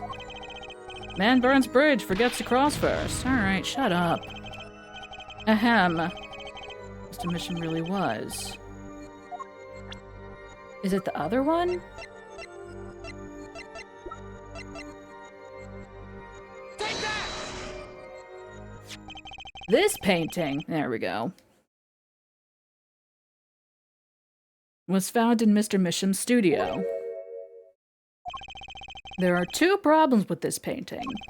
The first is it wasn't painted by Mr. Misham. The second is that there was another painting in the studio, which looked exactly like this one, except it was only half done. I feel like they should have given me for the other one. Then we have a letter discussing a payment of $100,000, which suggests a certain business operation. The business of making forgeries. Good. Excellent. I wanted that seared into my eyes forever. That is all, Your Honor. Everyone, please, everyone! Can we keep this private, please? This is my story, my scoop! Forgery. That's a serious crime. Drew Misham is known as an artist these days, but there were rumors he dabbled in another kind of art until a few years back. Another art, meaning forgery? Drew Misham was talented, all right. Talented at making precise, detailed fakes. A fact that certain criminal elements were quick to discover. Stop. Do not call it that. Don't. No. Stop. Time out. Detention. You're under arrest. Criminal elements? What? You can't seriously be talking about. Exactly. I'm talking about forging evidence. Oh, fuck. I didn't even think about that. Oh, no. Oh, I didn't even think about that. The rumor started circulating 7 years ago. Oh, how convenient. 7 years ago. So are we to understand that this letter, this payment of $100,000 was for, exactly, forged evidence nets tidy profit, end quote. Order. Why, it's like our victim was living a double life. Aha, this is my chance. So the victim had ties to the criminal world, right? He could have had plenty of enemies we know nothing about. This is my first time hearing of this criminal world. We certainly found no criminal connections when we conducted our investigation. Objection!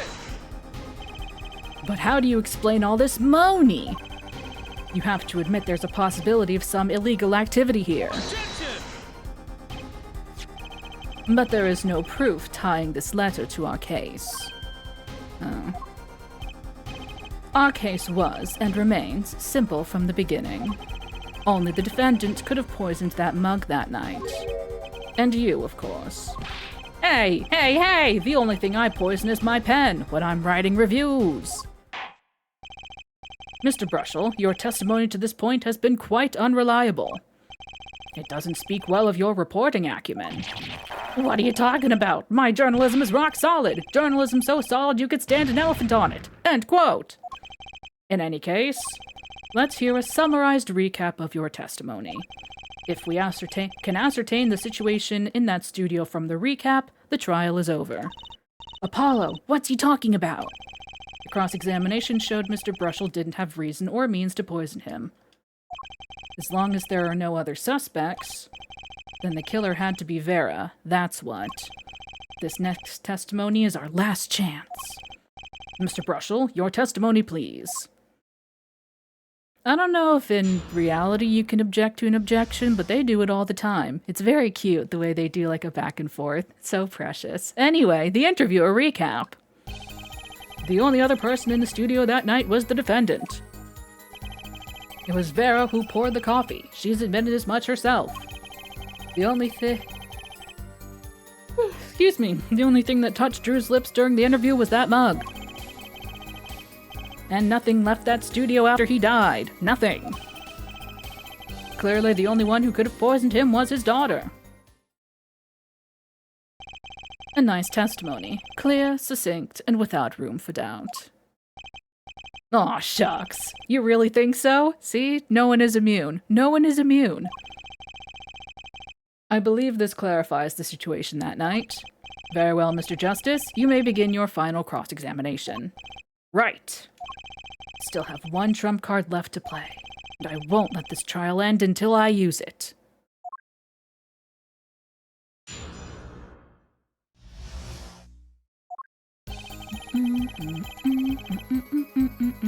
I know what to do here, but I'm gonna press on stuff. For fun. But that doesn't prove Vera poisoned it. Attention! How many times have we heard that one, Hair Forehead? The poison reached its victim via that coffee mug. And from where did that coffee come, Not to beat a dead horse again and again, but perhaps you could fill us in. I'm on it. You need a horse beat? I'm your man. Okay. Hold it! And you witnessed her pouring the coffee. Course I didn't witness it. When she came in with that tray, the coffee was already poured and a-steamin'. Let us not forget the defendant has admitted to pouring the coffee herself. I heard her statement. I poured, I served, and I killed. I don't think that's true at all. What? That last part was just a little joke. I don't think I'm gonna get anywhere with this coffee mug. I need to find another weak spot in this case. Hold it! You're sure about that? Well, to be really, really precise, I was busy gobbling mint candies the whole time. Ew. One of those candies might have been poisoned! Yet, at the time of the autopsy, no fresh fragrance of mint filled the room. And no mint residue was found. It was a long shot anyway. Don't tell me you're still trying to prove this. You think the victim ate, drank, or otherwise ingested something other than coffee. Well, Mr. Justice, if you have some proof, possibility is there, I can feel it, just maybe not prove it. Not yet. And possibility isn't gonna cut it. Not now. Mr. Misham ingested that poison via a route other than coffee. Here's the thing, is that I remember what it is from when I played this game years and years ago. I remember what it is, but I don't know if I can prove it yet.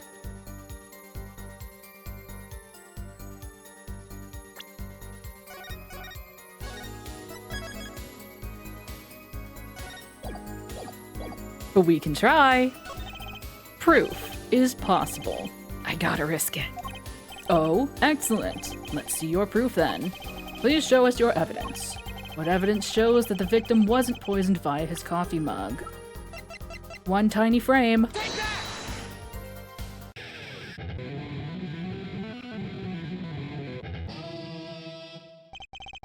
Must I explain this over and over and over? We don't need possibilities here, Hair Forehead. We need proof. I know that. You should also know that every proof has its moment. Perhaps you're a bit early. Oh, fuck off.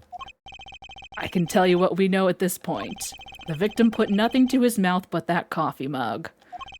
Another hole in this case that needs plugging before I can prove anything. Son of a bitch. Aw, they know! They know! They know! You know what? I didn't get a penalty for it, so I'll take it. Damn it! First things first, I better uncover a weak spot before I try to strike again. Alright, alright. In that studio after he died, nothing. Hold it! You say he's cool again, Mittens. Did he ever stop? Not one thing, you're sure? Yep, sure can be. Well, with one exception. One exception? What? Journalist Spark Brushel does interview. Leaves studio. End quote. Come on. It's a joke. Get it? Not funny, I know, but still. Did something leave the studio that night? Why does that sound familiar? Where have I heard something? Yeah, I know, I'm aware. Now that we've proven our witness is a comedian of sorts, I'd like to turn to our defense attorney before returning to the testimony. Do you have any idea what, if anything, might have left the studio that night? One thing! One thing might very well have left the studio that night, actually. A certain something that has vanished from the crime scene. By which you mean something other than our witness. Of course. It is usually a bad sign, yeah. Coolness stamina seems generous. That is a way to phrase it. That is certainly a way to phrase it. Don't tell me. Veramisham? Believe me, any comic relief I may provide is entirely unintentional. Then let's see what you've got for us, Mr. Justice. Well, this thing wasn't at the scene of the crime, so I can't show it to you. But I do have evidence that shows how it could have been taken from the scene. The mailbox! This is the only link between that studio and the outside world. A letterbox? What did Mr. Brushel just tell us? When he entered the studio on the night of the murder, the victim had just finished writing a letter. Yeah, I said that, and yeah, it was true. Furthermore, you went on to tell us that he put the letter in a yellow envelope and put it in the letterbox. Oh! But that very same letterbox was empty. In other words, that night, the yellow envelope disappeared. Objection! Ah yes, intriguing. So an envelope has disappeared from the scene of the crime. Of course, this changes nothing. Huh? He has a point, Mr. Justice. What we're trying to figure out here is how the poison got into Mr. Misham. Is it really important that this envelope the witness says he saw disappeared? Well, if it did disappear, then something did leave the studio that night. I mean, does Edgeworth do air guitars, though? Does he have a band? Does Edgeworth have a band? Edgeworth does not have a band, that we know of. That seems very important to me.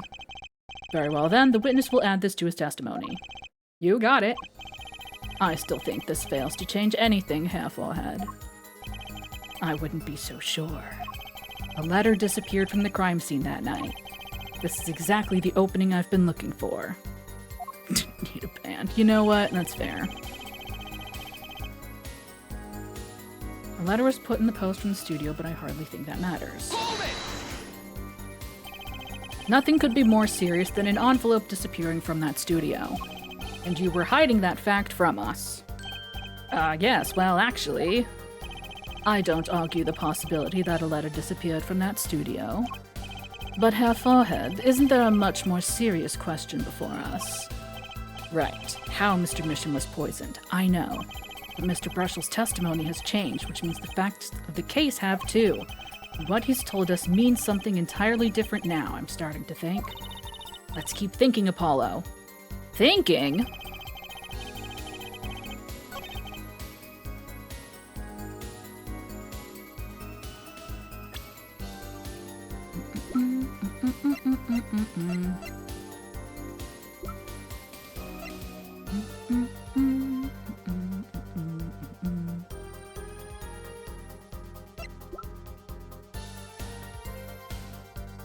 Ugh.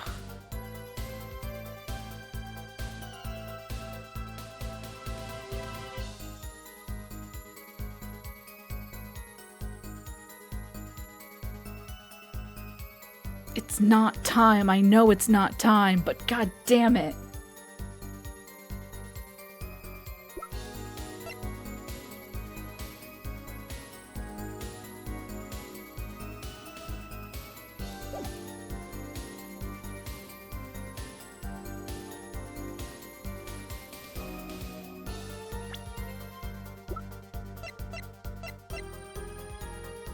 Objection? Objection! Nope. Nope. Never mind. Sorry. I'm getting ahead of myself. I know that I am, but god damn it. Ugh! What about this one? I'm just... Objection! Still no. Ugh! It matters a lot. Okay, fine. Hang on. Hold it! You say clearly as though it were obvious. But this claim that the defendant poisoned the victim is merely conjecture. Ah, yes, well, you see. In my business, it's all about making the most ridiculous things sound right. And that sounds like journalism. A bad habit, I know. Yes, well, actually, I guess this is more a case of ridiculous journalist sounds wrong, end quote. The court is forced to agree with you. Please refrain from wild conjecture. Understood loud and clear. If only I could believe that.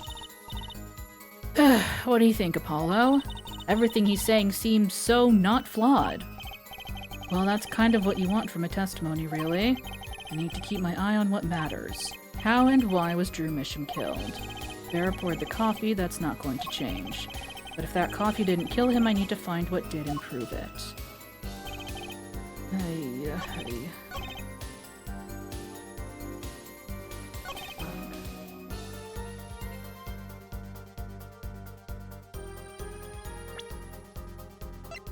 I mean, this is the new testimony that we have.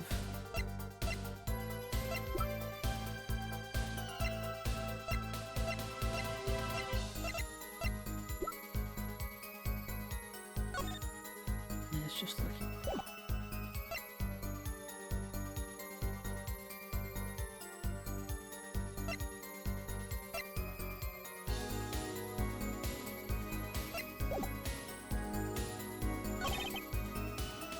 Hold it!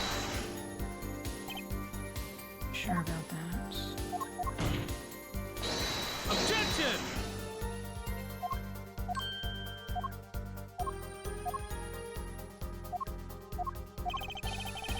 Just the flavor in that coffee.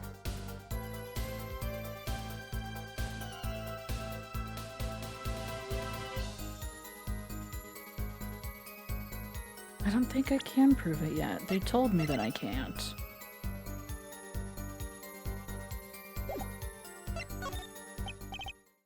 It can't be proven.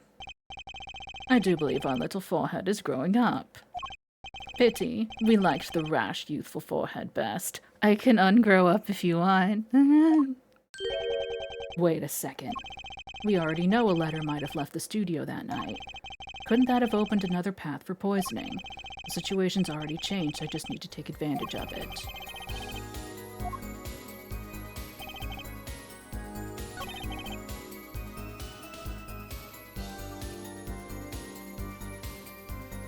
I wonder... Objection!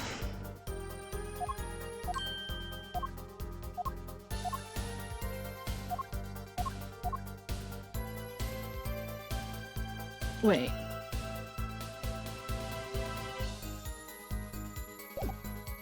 What about now? Here goes nothing.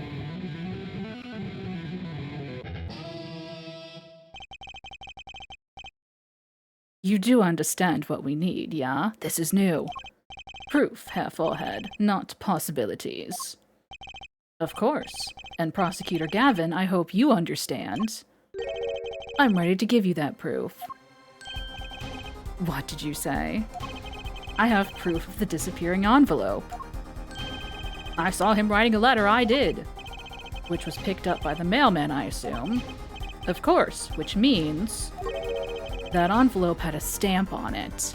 There we go. A stamp. Ah!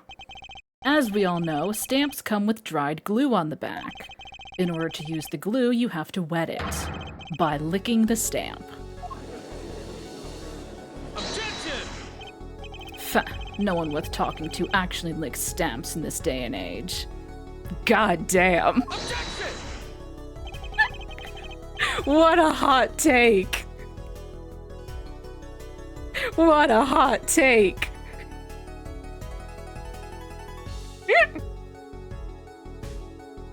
I mean, true. Whenever I mean, see, I don't mail things very often, but the stamps that I use are stickers. And when I need to seal an envelope, I use a sponge. I lightly wet a sponge and wet the glue that way.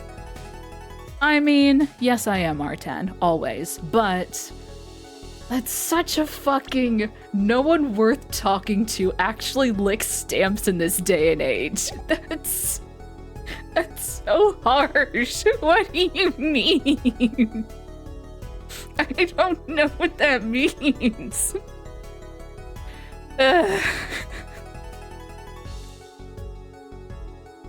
Even if you wanted to talk to him, you couldn't.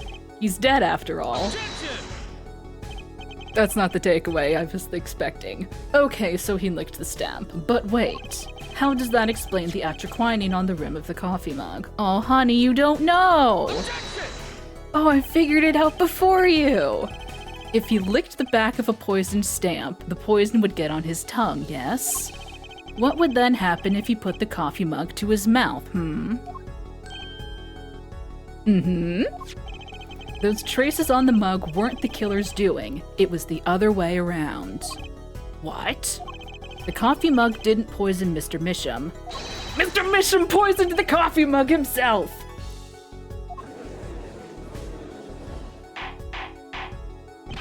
Order, order, order! Mr. Misham is a coffee mug murderer! But that doesn't... does it? Recall, if you would. Atraquinine is a slow-acting poison, yes? The poison entered his body when he put the stamp on that envelope. But his time wasn't up until the very moment he touched his lips to that cup of joe. You don't seem concerned, Clavier. Honestly, I love that for you.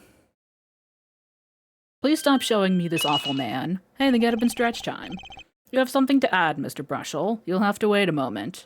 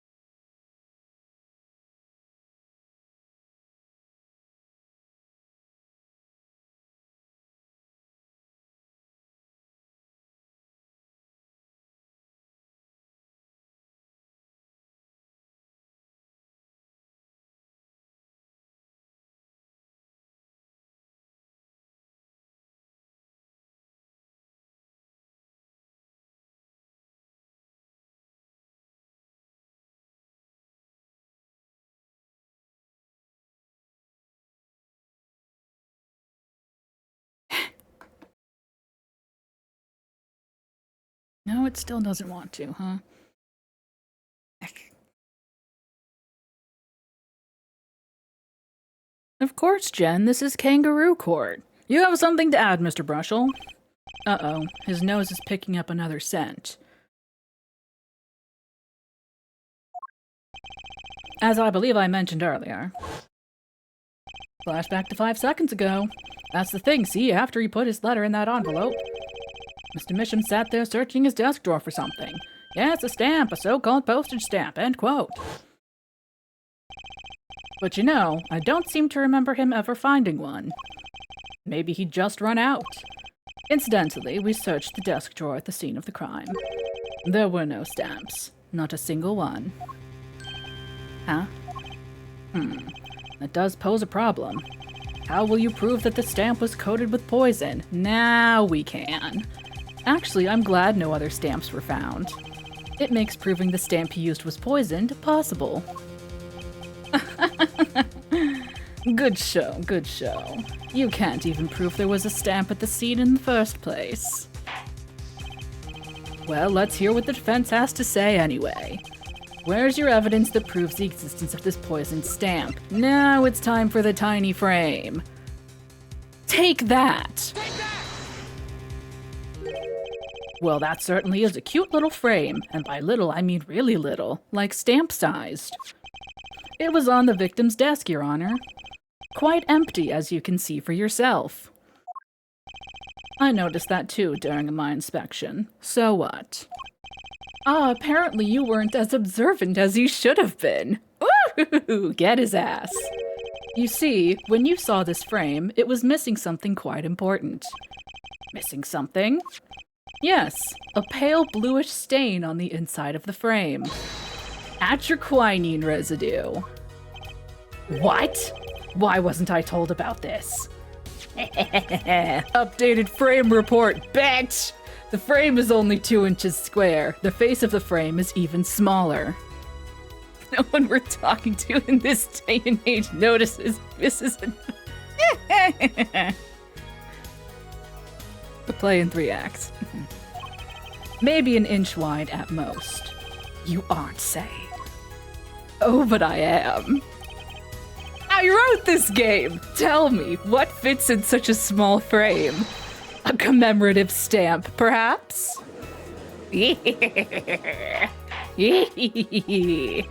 Order, order, order.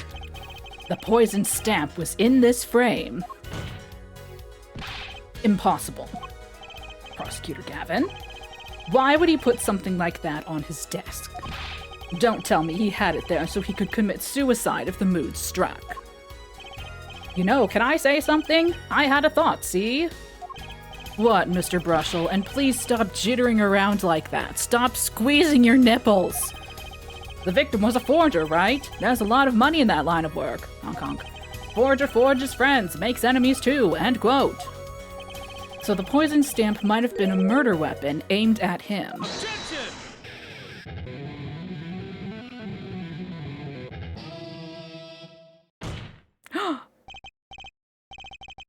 It finally happened! The air guitar into wall slam combo. Also, I forgot to mention something.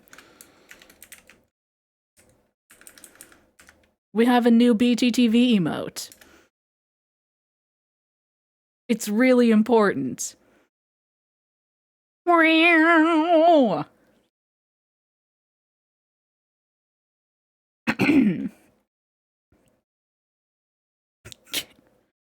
Oh, that's rich. Oh, rich. That's rich. Leave the ridiculous flights of fancy to the Gaviner's song lyrics, please. Finally, something we agree on. The stamp was a murder weapon. Nonsense. Murder is a simple business. Who would go to such lengths? No one. Oh, I disagree. Come again. Recall, if you would, the victim's reclusive lifestyle. Drew Misham hid from the world. He avoided meetings. His only contact with the outside world was the mail. The mail! Now, if you wanted to kill someone you couldn't meet, but you knew red letters, a stamp would be the perfect weapon. Ridiculous. Where's your proof? I want proof. Show us evidence that this poison stamp was sent to him as a murder weapon. Oh, I have it. Might not have evidence per se. Oh, but I do, don't I? Send in the enclosed envelope with the enclosed stamp. But things are finally starting to come together. What is it, Apollo? Your fists are trembling. I think I know what happened. I don't believe it, but I can see it. I think I know how Mr. Misham was killed. Well, fill us in, Mr. Justice. A certain piece of evidence points to the truth, Your Honor. I can show you how someone with the intent to kill sent Mr. Misham the stamp of death. Take that! Take that! Isn't this the envelope, the one from 7 years ago? Think about the text of the letter again. There were 2 pages in the envelope. This is page 1. And this is page 2. I want to draw your attention to one phrase in particular. Send in the enclosed envelope with the enclosed stamp within 3 days. The enclosed stamp, Your Honor. Ah! In other words, if I have this straight, the stamp, poison, on the stamp, lick, lick, gasp, end quote. Now, what if he had done exactly as the letter asked? He would sign the document, put it in the envelope, and put the stamp on it, right? Then he would put it in his letterbox. 15 minutes wouldn't have elapsed between affixing the stamp and mailing the letter. But the clock started ticking, and when the time came, he drew his last breath. And the murder weapon would be taken away from the scene. Quite conveniently, thanks to the postal system. He was murdered by the postal system!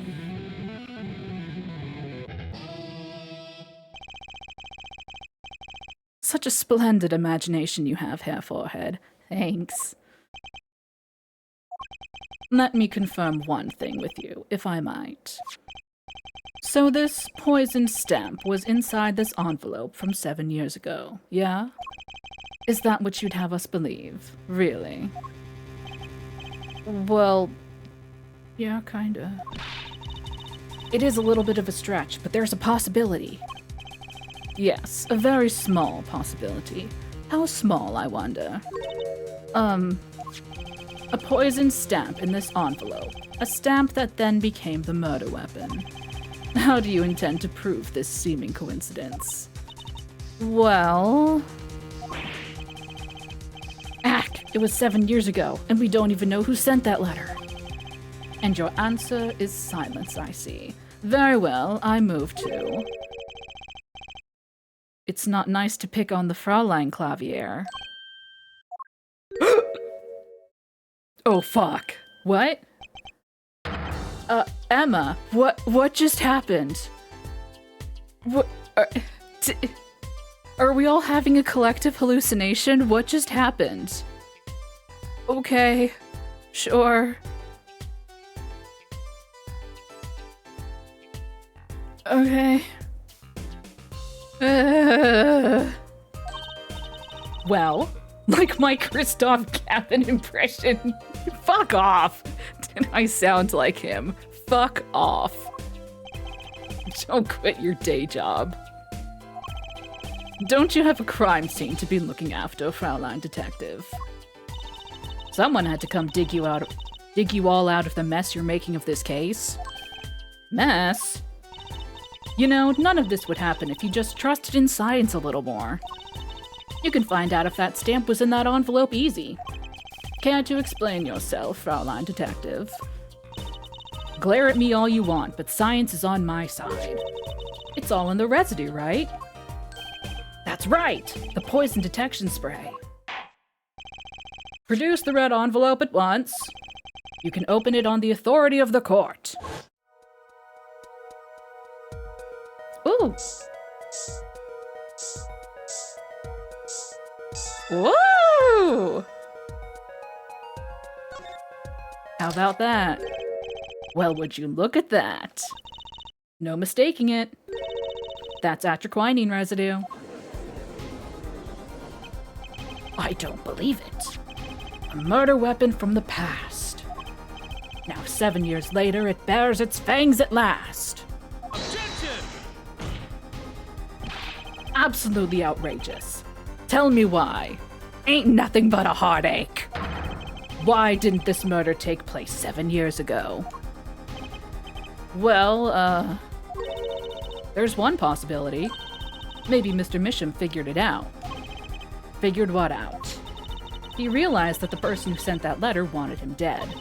So he sent his reply with a different stamp. And put his decisive evidence in a frame. Rushel? Hold it! Ah, you're still here? Can I make a statement here, on the record? I, Spark Razortooth Brushel, claim this scoop is mine. Go away. Go away. You're done here. Leave. Shoo. Be gone. Be gone from this mortal plane. Drew Misham killed in cold blood. By sender of 7-year-old letter. End quote. No, maybe something more succinct. Star falls after 7-year delay. End quote. Can you fuck off? Shoo. Order, order, order. I see no room for further argument here. Though I admit this is all coming as quite a shock. To think that the murder weapon reached his mouth after 7 years. Stamp his ticket straight to afterlife. End quote. Uh-oh, I think the witness is a bad influence on our judge. I see no need for further debate on this matter. The sender of that letter 7 years ago could hardly have been our defendant. Apollo! I think we just won. Kinda. Very well, this court finds the defendant... Objection! Javier!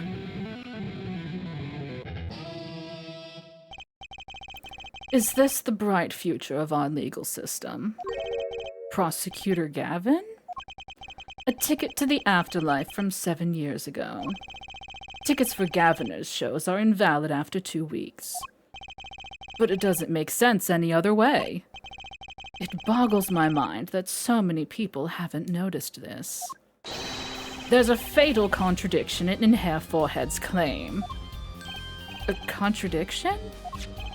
A poison stamp was placed in this envelope 7 years ago, whereupon it was framed until now. If that's the case, then why would Drew Misham have done what he did? Emma explained that. He must have realized it was poisoned. Therein lies the rub. 7 years ago, the forger Drew Misham sensed a trap and put the stamp in a frame. I do not debate this, but this begs the question. Why, 7 years later, did he use that stamp on the night of the murder? Ah, surely you don't mean to suggest that Mr. Misham simply forgot? He put the murder weapon in a frame on his desk for 7 years, and forgot? You expect us to believe he sprang the trap on himself? I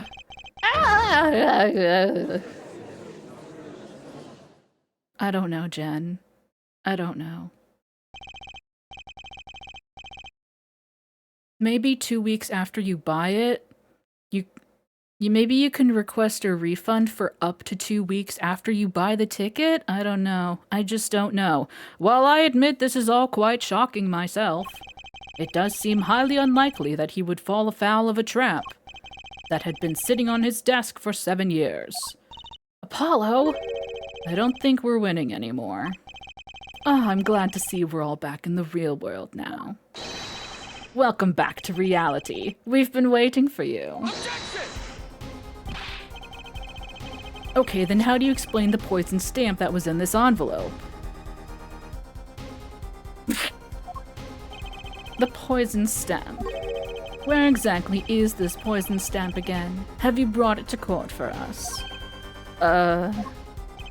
I see no proof that such a thing ever existed. Objection! What about the atroquinine residue, huh? Oh, I agree. That does seem to be atroquinine residue. But Herr Forehead, it's certainly no stamp. Yeah, but... even if your precious poison stamp did exist, Drew Misham never would have used it. That is all.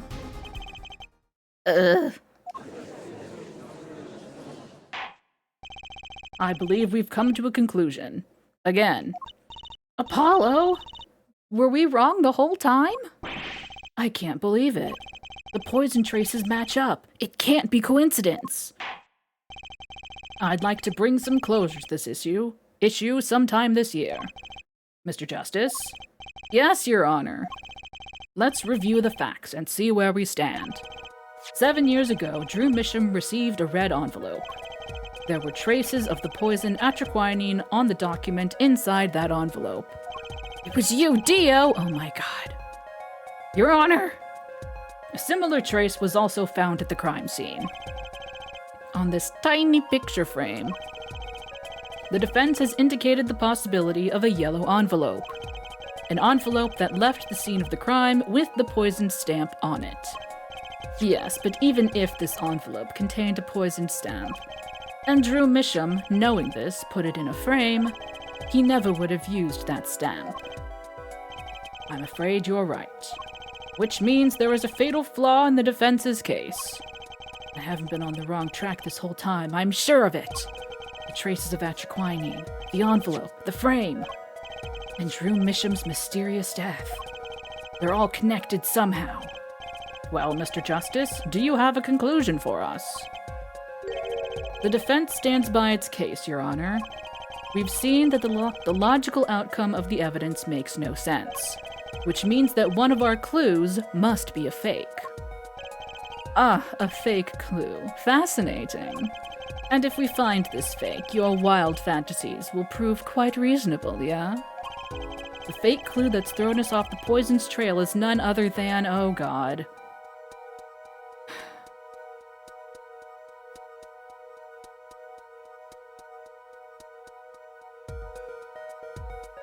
What a question.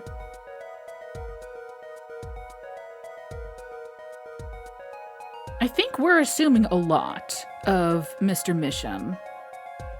I think we're overestimating him just a tad, assuming that he knew the stamp was poisoned, because honestly, who poisons a stamp? My instinct is to say that it's Drew Misham. Maybe he just kept the stamp because he thought it looked cool.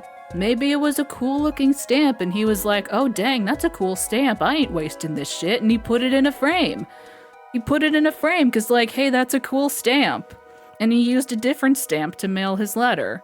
And then 7 years later, he's like, ah, fuck, I need to mail this letter right now and I'm out of stamps. Oh well, I guess I'll use my really cool stamp that I got 7 years ago. Nah? Nah? The victim was a fake clue? I'm afraid I don't understand. I'll explain. We have an envelope, a frame, and a mug linked by poison. It was framed. Boo. Boo! That all makes sense. What doesn't make sense is the victim himself. Objection! Congratulations, you've completely lost me. So the fake evidence is none other than the master of the fake himself, the forger. It makes a good story, I'll give you that. The fake clue. Fakes. Forgeries. Ah! I know that face. That's the I just had an idea face. I don't know if I'm right, but I'm going with it anyway. That's the spirit. What if our forger is the fake? Come again. Okay, now I'm lost. 7 years ago, our forger sniffed a trap and stepped aside. 7 years passed. Now the forger stumbles into that very same trap and dies. Why? That's what I want to know. Because the forger who was killed was a fake. What? What? Wait. Here we are again. The victim was a fake. One forger smelled the trap, one forger fell into the trap. That's 2 forgers and one of them was a fake.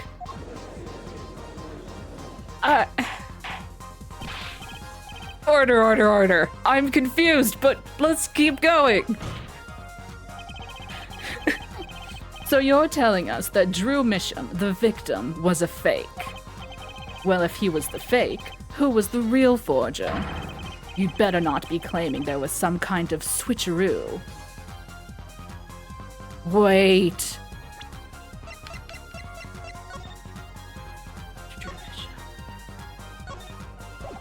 Is Vera the forger? Wait. Vera was the forger, wasn't she? She was the forger, she got the letter. Maybe? Is that... I'm just gonna keep jamming. I'm afraid you're going to have to back up your story. Mr. Justice, show us just who the real Drew Misham was. If Drew Misham wasn't the real forger, there's only one other person it could have been. Understood, Your Honor. Forger Drew Misham was himself a forgery. The real forger was... I guess it was Vera. It was Valant Gramarye. Take that, I guess. There can only be one explanation, really. The real identity of the forger known as Drew Misham is none other than his only daughter, Vera Misham. Order, order, order. Mr. Justice, this is going out on a limb even for you. I kinda agree. I mean, Vera? A forger? Let's consider it before you write it off entirely. If you look at the paintings in the studio, one fact becomes quite clear. Forgery had been taking place in that studio for quite some time. The forger wasn't caught in that trap 7 years ago. This can only mean that the one who was caught in the trap wasn't the forger. Well, actually, that does make a certain kind of sense. One more thing. Only 2 sets of fingerprints were found in the forger's studio. Drew Misham's and Vera Misham's. If we know that Drew Misham wasn't the forger, that leaves only one possibility by process of elimination. Man, we're 2 for 2. Rather, we're 2 for 4. No, we're 2 for 4, but like the past 2 of our defendants have been like, okay, they didn't do murder, but they are guilty of this other crime. Echo Dot's fingerprints. Well, I mean, sure, she did refer to Clavier as a prince in the first case. The forger was Vera Misham. Well,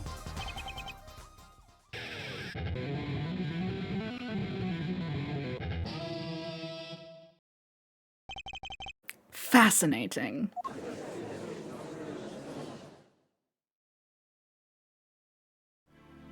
Hi, Vera. Vera Misham. You've been paying attention to the trial so far. Let's just ask her and be done with it, shall we? Who are you? Who is the forger, Drew Misham? Oh no, I'm so sorry, honey. Was that an expression of emotion I saw on her face? She's staring holes into Prosecutor Gavin's face. Oh. I'm used to being stared at by Fraulein's, believe me. Though they usually talk to me, too. Tell us, were you the one who forged those works of art?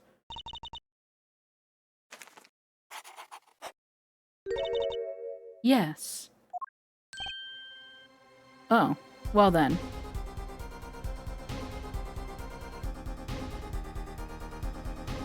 There are separate conventions. So the forger, Drew Misham, was you? Yes, it was me. Oh, it's a sad face. What?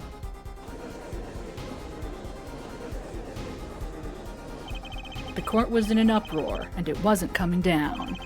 We had to break for a 10-minute recess. To be continued.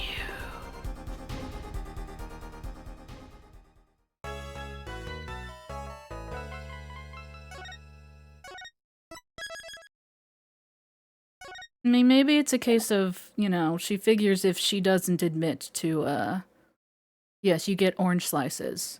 Orange slices and those like Freezy Pops in the little plastic tubes. It's a good recess day.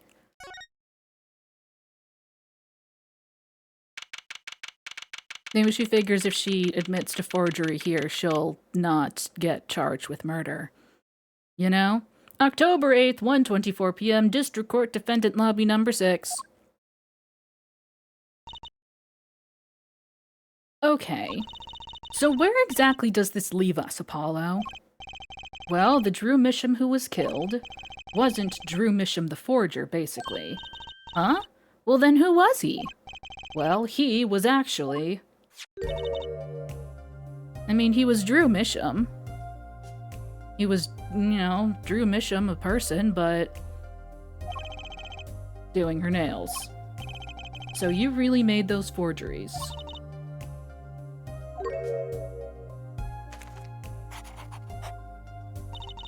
Yes, her father. You know, for all this doing her nails, is she just applying clear coat? She doesn't, her nails aren't painted.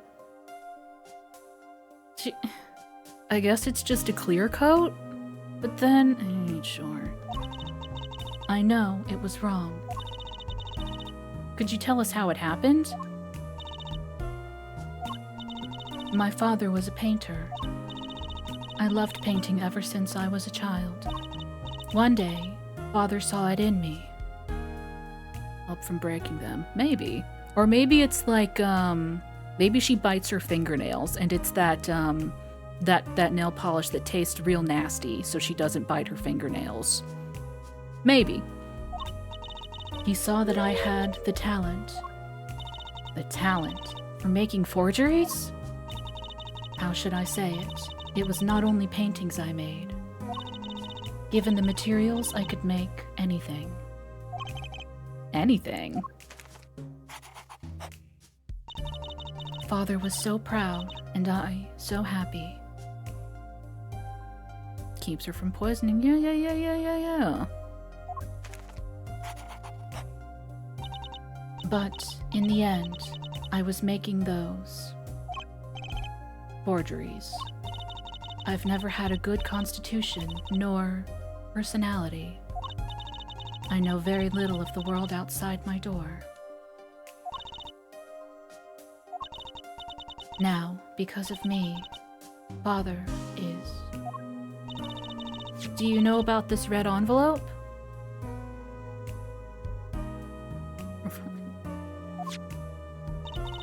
I remember that envelope. It was some time ago. So you were already you were already creating your works back then. I started when I was only 12 years old. How old are you now? 19. Yeah, that's 7 years ago, alright. Ew.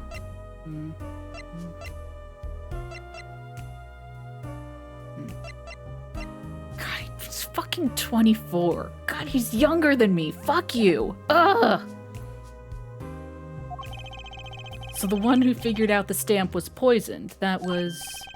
Mr. Justice, it's time. To the courtroom, please. Right. Out of time. Wait, Vera! Just one more thing, please. Those 3 paintings in the studio. I painted those as part of my work. Right. See, we checked them out and we saw what was underneath. We saw the rough sketches underneath the 3 finished paintings. I see. Mr. Justice. Yeah? Father, he knew of you. Of both of you.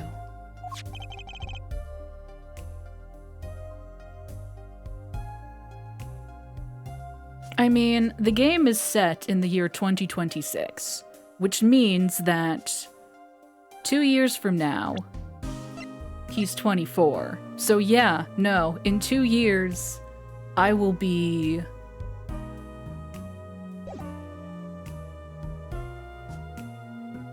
Stop, I'll be 29.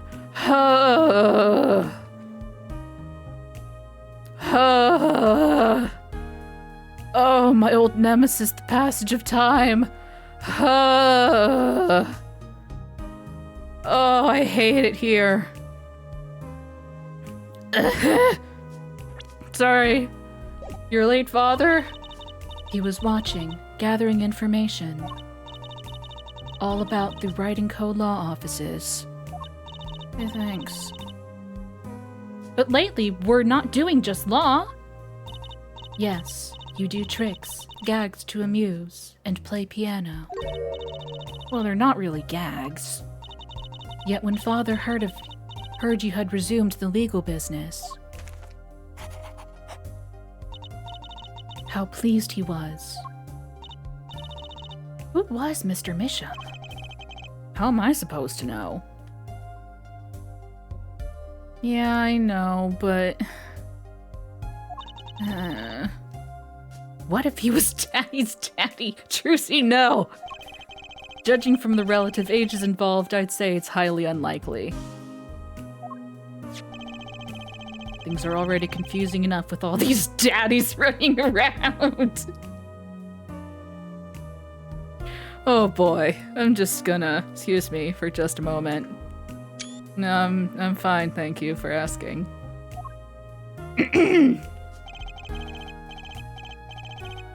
We know that the victim's daughter, Vera, was the forger. What does this mean for the case? Guess we're about to find out. Help what, R10? I can't help anyone. I can't help my client. I can't even help myself. October 8th, 1:36 p.m. District Court, courtroom number 3. Court is now back in session. See, she's biting her fingernails. I was right. I was 100% right. Vera seems pretty tense. She's practically chewing her fingernails clean off. See? Perhaps you could begin by telling us how it all worked. How did you set up this Drew Misham forger persona? Persona! There's that stare again. She's drilling more holes into his head. I know it's hard for you, but hey, he's a handsome guy. What's hard? Very well, miss, if you would. We're moving on. Did you really make those detestable forgeries? Perhaps you'd rather answer my question. Were you the one who painted that painting? The remarkably similar one? Yes. I painted it, yes.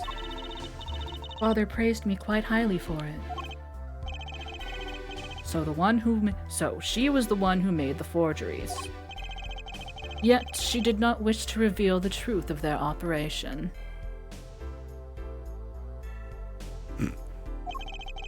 So the victim was a stand-in, a decoy. For the world at large, he was the forger, not her. I've done a bad thing. I have, haven't I? Regardless, we need a little more information. About, for instance, this. You have seen this before, yeah? Yes. It was in the desk drawer. Very well, you may proceed with your testimony. Tell us everything you know about this envelope.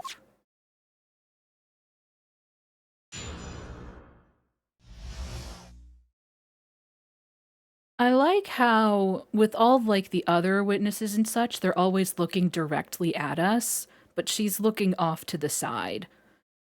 Because she struggles with social stuff, which probably includes eye contact. It makes sense, is what I'm saying.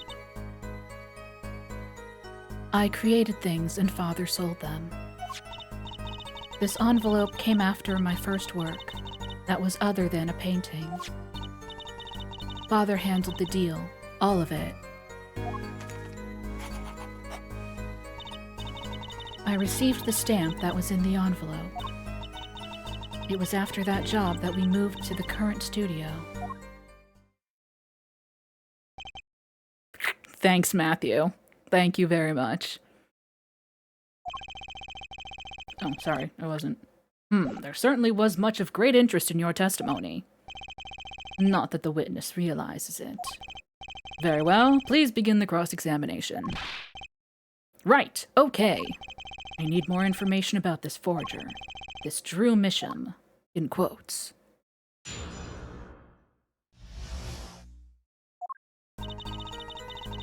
Hold it!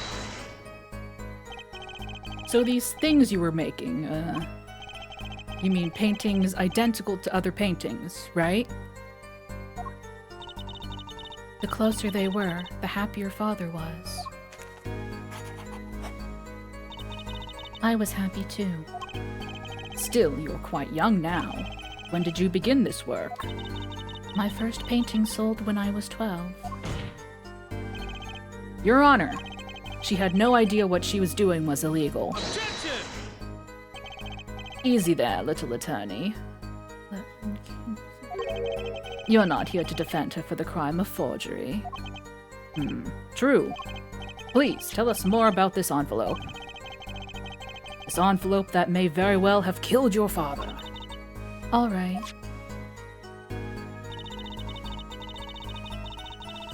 Hold it! By 37, you'll be unhappy, and by 41, you'll be happy again. You know what? That is the logical conclusion to come to, yes. We've done it, everyone. By other than a painting, you mean you'd only done paintings up to that point? Yes. But Father had a realization. He noticed my talent extended to making things other than paintings. Den and the Dancing Lobsters. For instance, a letter someone had written, or a fingerprint left upon a cup, or a signature on a document, a seal upon a letter. None of this makes her sound very innocent at all. And the $100,000 promised in this letter was the start. The beginnings of a new industry for Drew Misham. A new industry? What was that? Oh no, it shows up on screen but not in my own chat. Got it. The creation of items to be used in criminal proceedings. Forging evidence, in other words. Uh-oh. Hold it! So you didn't know how the things you were making were being used. I enjoy painting very much. I think I understand. The Fraulein has lived in an unusual little world. Can you tell us what happened to the papers that were in this envelope? Father signed them and sent them back, I believe. Did he follow the instructions? Send in the enclosed envelope with the enclosed stamp? This is a rather important matter. Give your answer some thought.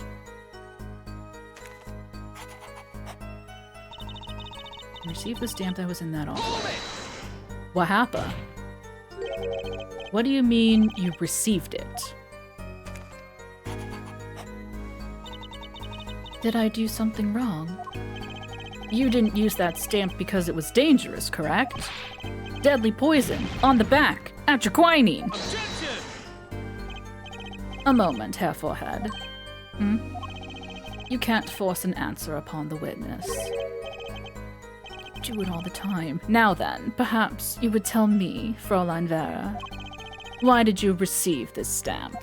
Don't fucking bat your eyelashes at her. Is something wrong? It was beautiful. I think I remember more of this case than I thought. I think the details are just kind of floating around in there somewhere. Good for you, Matthew. Good for you. I think I remember more of this case than I think. I think subconsciously it's all just kinda floating around in there. Ah, you mean it was one of those commemorative stamps? Yes, I think it was. So, you didn't know about the poison? The poison for Drew. Drew's poison.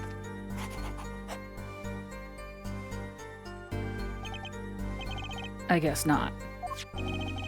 So the trap failed by chance, by mistake.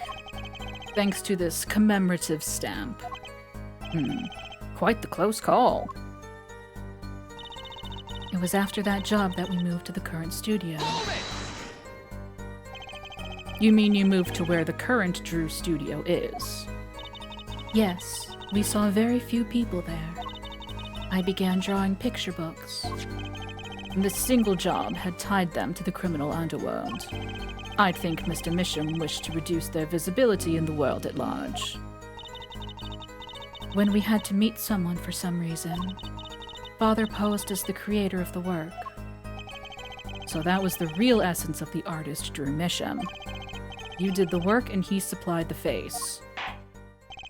So, you really didn't know anything, did you? You had no idea how much danger you were in.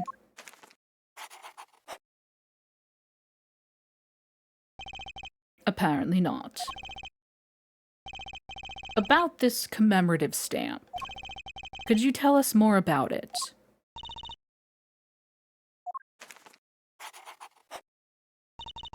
It was very pretty, and more than that. Yes? It was a picture of people I liked at the time. This is something new.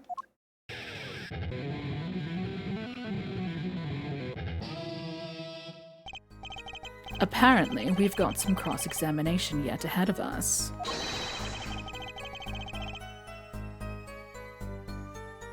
If you would be so kind as to continue your testimony, Fraulein. 1-inch vase drawing? 1-foot vase drawing? The what?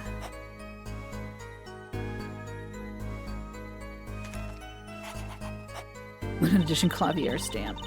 The stamp was a picture of my favorite magicians, so I kept it. Hold it! Magicians? I love mysterious things. I always have. Even though she fainted when she saw Mr. Hat. Yes. You're confusing mysterious with freaky. Father took me when I was very young. It was a great magic show. I loved it so much. See? Isn't magic great? Fine, great, yeah, sure. No need to get all excited. But the magic troupe we saw disbanded soon after.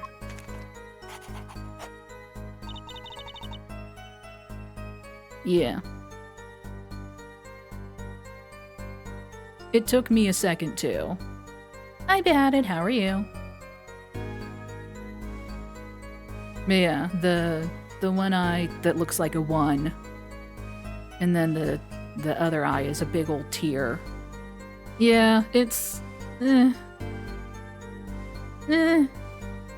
Perhaps she's a very talented artist. Emojis are not her strong suit. I was quite sad. Did she just say what I think she said? Magic troupe? Now where have I heard that before? Yeah, no, she sure is. The red envelope came after she'd completed her first job. That makes it a letter from her client, whoever wanted a forgery made. Apollo! We're close. We just have to piece together the parts. A deadly weapon in a red envelope, and the path it took to take Drew Misham's life. Okay. Tick, tick, tick, tick. Tick, tick, tick, tick. My favorite magicians. So do I need to... Buh? Is this? I don't... Is this your card? Objection! Okay. Hi, Vic. Incredibly charismatic, but I have crippling social anxiety. No game but the socialist of butterflies. I mean... I think that first one is already me. Those magicians you liked. Was it this bunch?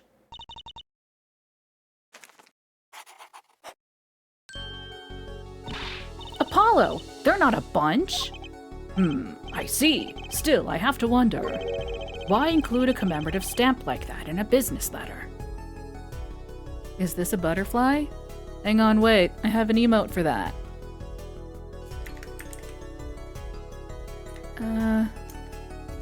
Ta-da.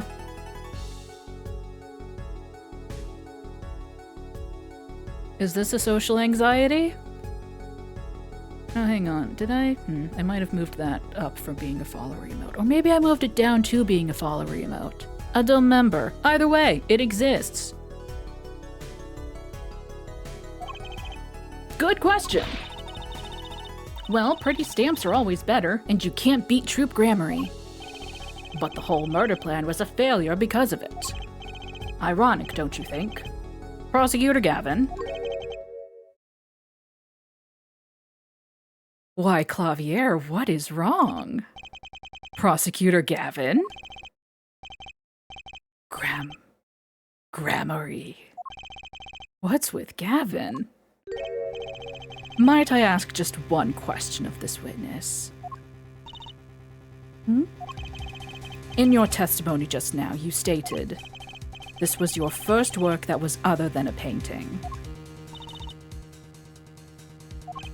Please tell me, what exactly did you make?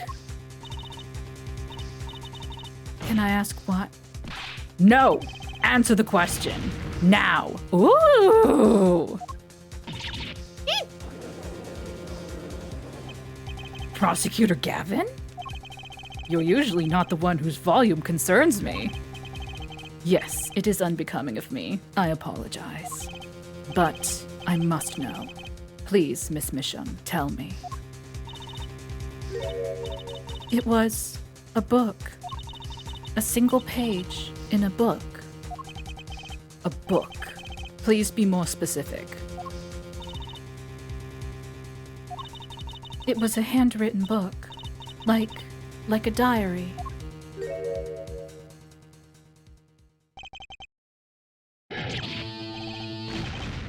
Oh, fuck.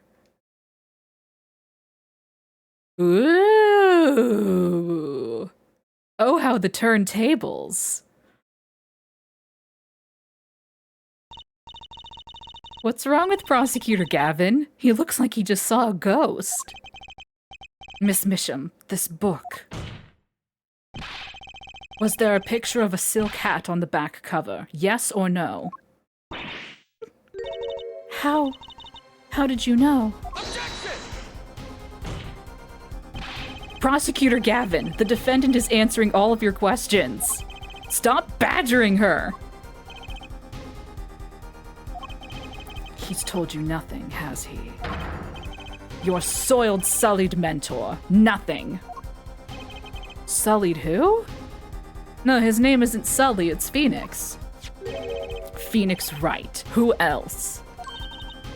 Daddy? He never told you about the trial 7 years ago. About how he came to lose his attorney's badge. Huh? It was a certain piece of evidence that decided his fate, you know.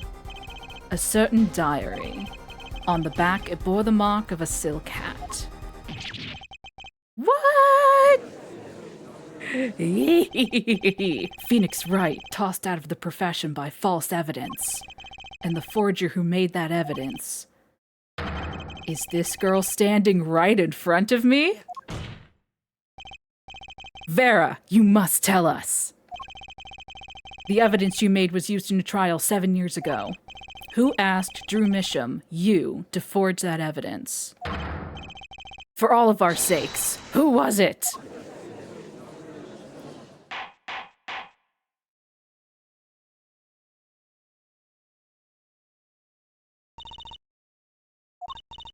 We only met once. You met the client? Well, who was it? It was.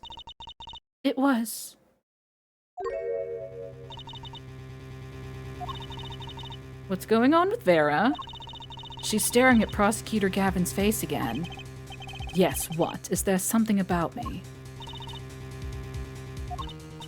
I remember clearly.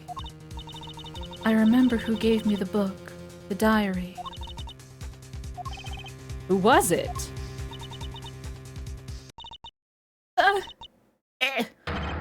Vera?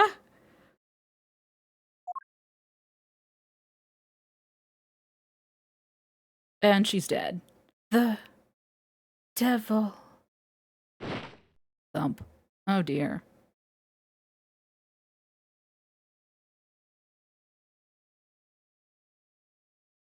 Defendant Vera Misham, condition unconscious. Examiner's diagnosis, acute atroquinine poisoning. Oh, fuck. Oh, no. The nail polish. This ends the recording of the trial for the murder of Drew Misham. The nail polish. Oh, fuck.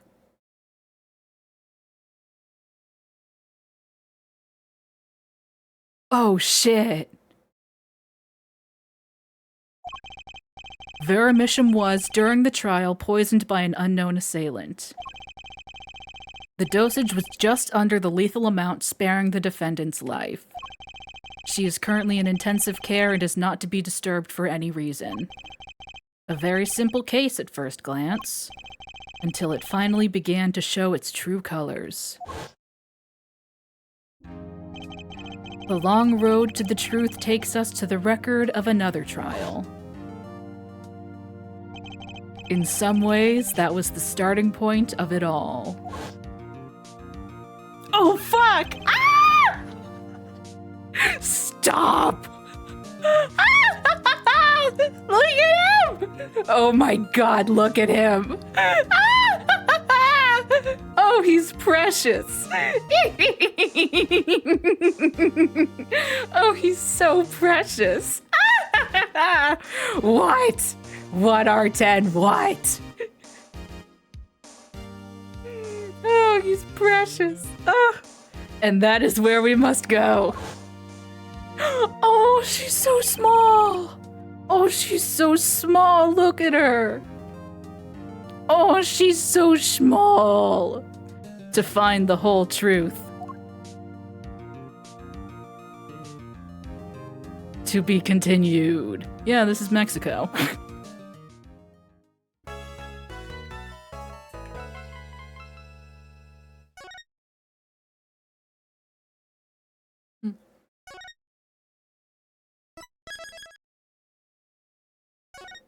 Hmm.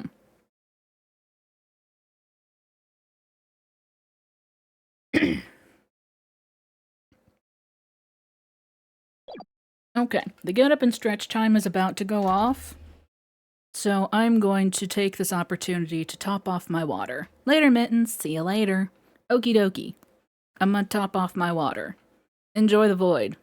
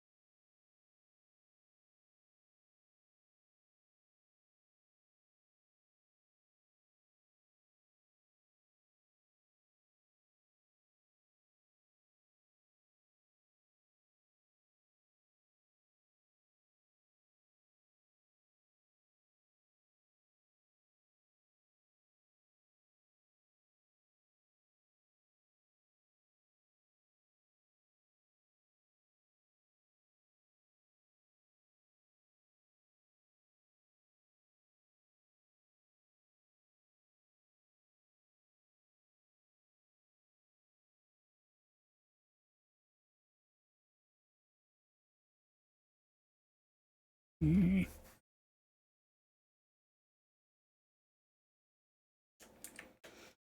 Hello. Hello and welcome back. How was the void? Okie dokie. Let's a go.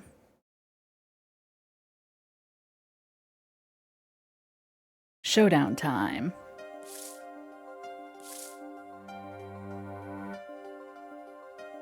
I lost. It's only a game of poker. A game I've played for a long time, and only lost twice. Who was the first? The man I killed, of course. Well, it seems I've found the partner I've been looking for all along. Over a game of cards? Why, yes, over a game of cards. Huh. That was how we first met, 7 years ago. 7 years earlier, Phoenix Wright's final trial.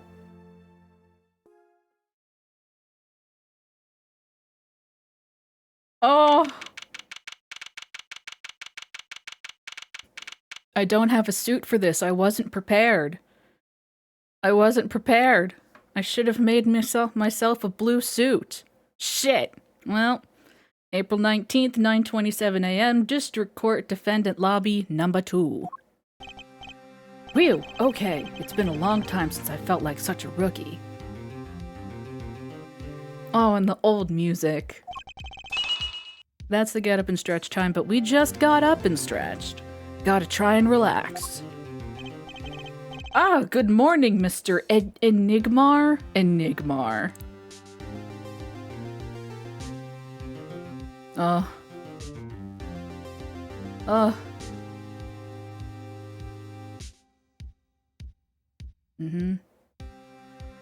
True detective. And I know that feel, Vic. My sympathies. You know, the pieces are coming together. For me, at least. The pieces are coming together. The question is... Oh boy.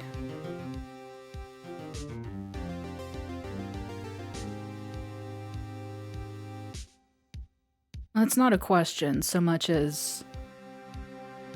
It'll be fun figuring out where it all goes from here. How it connects. I figured. It'll be fun remembering and connecting the pieces. It's like,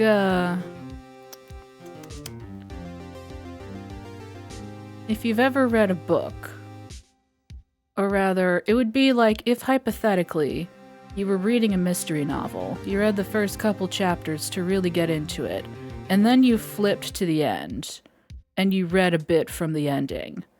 And it's like, well shit, how do we get to there from where we are now? You know?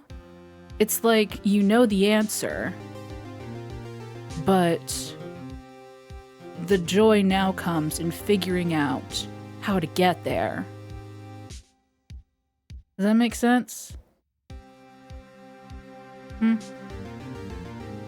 Yeah, I was wondering that myself. I don't know. It doesn't look like a pistol. Maybe it's a magic gun. I don't know. Anyway, good morning, Mr. Enigmar. I'm sorry to have sprung this on you so suddenly. I received the files from your previous attorney only yesterday. Honestly, I'm not entirely sure I'm prepared. I understand I am asking the impossible of you. Yes, well, you haven't really told me what happened yet. All we did was play cards, and that was enough. Actually, it wasn't, trust me. Oh! Ooh, morning, Danny! Ah, I'm so glad you came. You okay, Daddy? They picking on you? I am fine as always. This old boy is here to help me after all. That's young man to you. Good morning. That's a cute outfit you have on. Thanks! My first show's today, after all. Oh, I'm sure it is. What the heck is she talking about? Oh, old boy. Huh? Me? Look what he started. Here. Son of a bitch. There it is. That's it, isn't it? That's it. Son of a bitch. Oh, the more things change, the more they stay the same, huh? That's nice. Oh wait, hang on, this is important. Yeah, I'll get back to you on that. Yay! Each attorney's badge has a number engraved on the back. No two numbers are the same. So if you drop it, people will know it was you. Better make sure I don't lose mine.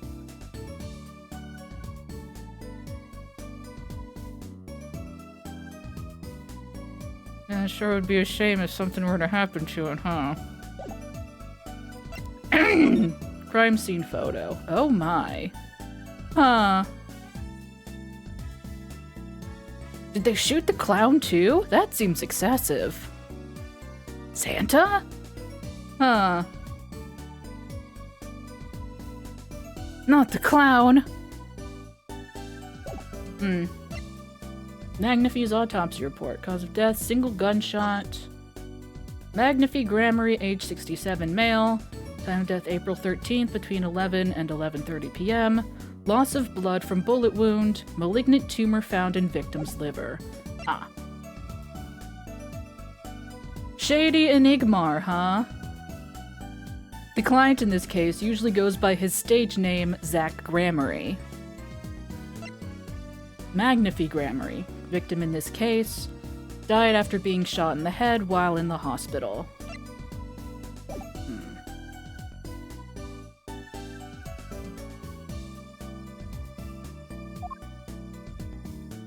Seems fate's clock will make me... What's this? Seems fate's clock will make me wait a little longer. At least only less than 10 swift minutes remain. To all those who have supported me in my life's work, I give thanks. Farewell, Magnify Grammary. I don't know. I just got it over there in the hall. They told me to give it to the old boy in the blue suit with the spiky hair. They said it was really important. What's this? A memo for you or some such? Not from the looks of it. What is this? Looks like a page from someone's diary. I'll give it a read later. I can't read. Yeah, no, Yeah. Phylactery. Being shot in the head doesn't really coordinate with death from blood loss, but sure. Well, how do you feel about the trial today? We'll get through it, somehow. Incidentally, the prosecutor today is a new guy, I hear. Ah, an easy win then, yes? They're calling him a true thoroughbred in the history of the prosecutor's office. That is... I don't like referring to people as thoroughbreds. It leaves a bad taste in my mouth. I don't like it. Stop it! Of course, there's one of those every year. The switching of attorneys just before the trial. I know it is a difficult situation I put you in, but allow me to say one thing, Mr. Wright. Yes? They will not be able to pronounce me guilty today. So do your best, but do not worry. First time a defendant's ever given me a pep speech. I'll do what I can. Ha ha ha ha ha ha! I see you do not understand. You see, it will be impossible for them to declare a verdict. Impossible? Yes. Isn't that right, Trucy? Yup, you bet, Daddy. My first look at the case was only yesterday. Oh, how convenient, huh? It's really convenient. And the information I was given was a tad bit lacking, to be honest. Still, I'll do what I can, for their sake. I believe the curtains will be lifting any time now. I'm in your capable hands, Mr. Wright. My client is Shady Enigmar, a really real name. Known to the world as Zach Gramarye, a wildly popular magician, star of Troop Gramarye. His mentor, Magnifi Gramarye, was a rare breed of magician. He single-handedly ushered in a golden age of stage magic. At Enigma, yes! Until he was shot dead. And Zach Gramarye is the suspect.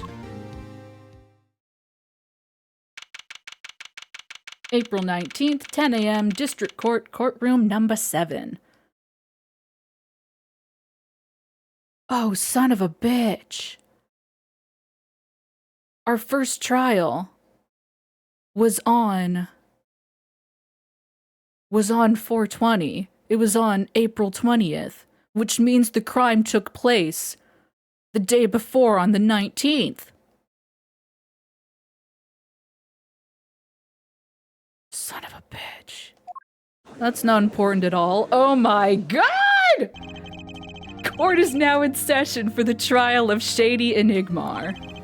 The defense is ready, Your Honor.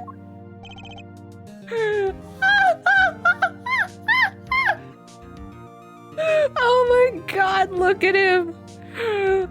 He's precious. Oh, he's so precious. What a baby. What an absolute infant. Oh, my heart. I do wish he would take off his fucking Oakleys. But god, what a baby. Is the prosecution ready? The model of this? I'm afraid I don't have one. It wouldn't be impossible to whip one up. Seems simple enough from the waist up. It's just a button up. Get one. No. No, no, no. No, no, no. Nah. I ain't doing a full model for a one-time bit.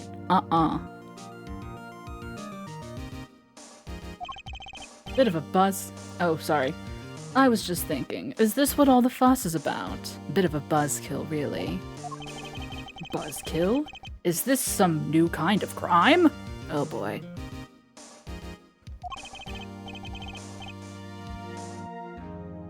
One of the worst. This is a trial, yeah? Where are the sweaty palms, the pounding hearts? A Gaviner's concert's got 10 times the thrill this gig's got. Who were you again? Clavier Gavin. I came to get the party started. Legally, yeah? Gavin? Defense attorney Christoph Gavins. Figures my bro's more famous in this part of town. Clavier Gavin. Lead singer for the mega hit band The Gavineers, so he was already famous. Is he in my he's in my profile list yet? He sure isn't. Wait, hang on, you are though. Oh, Trucy Enigmar. Zach Gramarye's daughter already dresses the part of a magician to the hilt. Age 8. Look how small.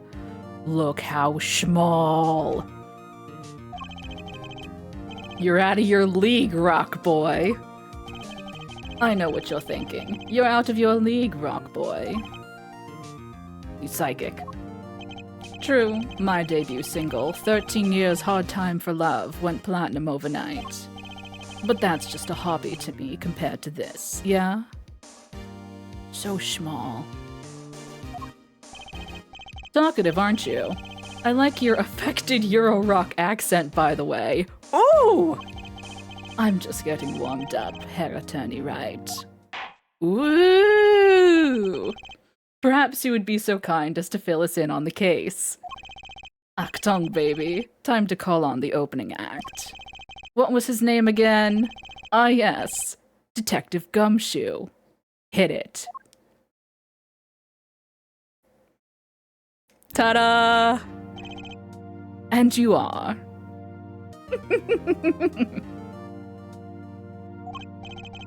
Hey, you were the one who called me up here, sir.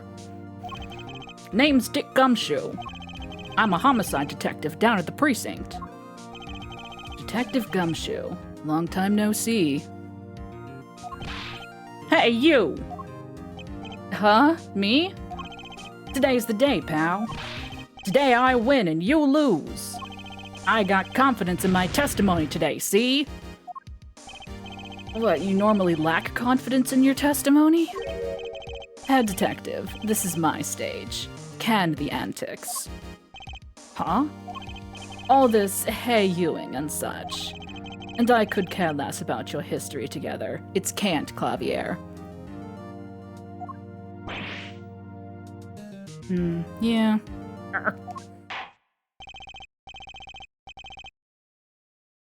The only solution is that he needs to do them all again, with a new cast. I volunteer myself.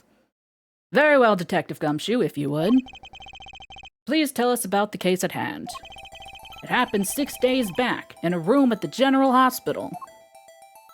The gavel. The facts are as simple as they come. Here's the crime scene. The victim was a patient, asleep in a hospital bed. The killer comes in, puts a pistol to his forehead, and bam, lights out. Them's the facts. Not so long ago, the victim, Magnifi Gramarye, was a famous man. He had the entire country under his magical spell, as it were. Ah yes, the great magician. He retired years ago, though. Say the name Magnifi to one of my generation, and you'd be lucky to get a blank stare. Yes, though I'm sure the youngsters today know his disciples even better. I dare say Troop Gramarye has made quite a name for themselves. Anyhow, the retired Magnifi's been in the hospital for the last year. What was it?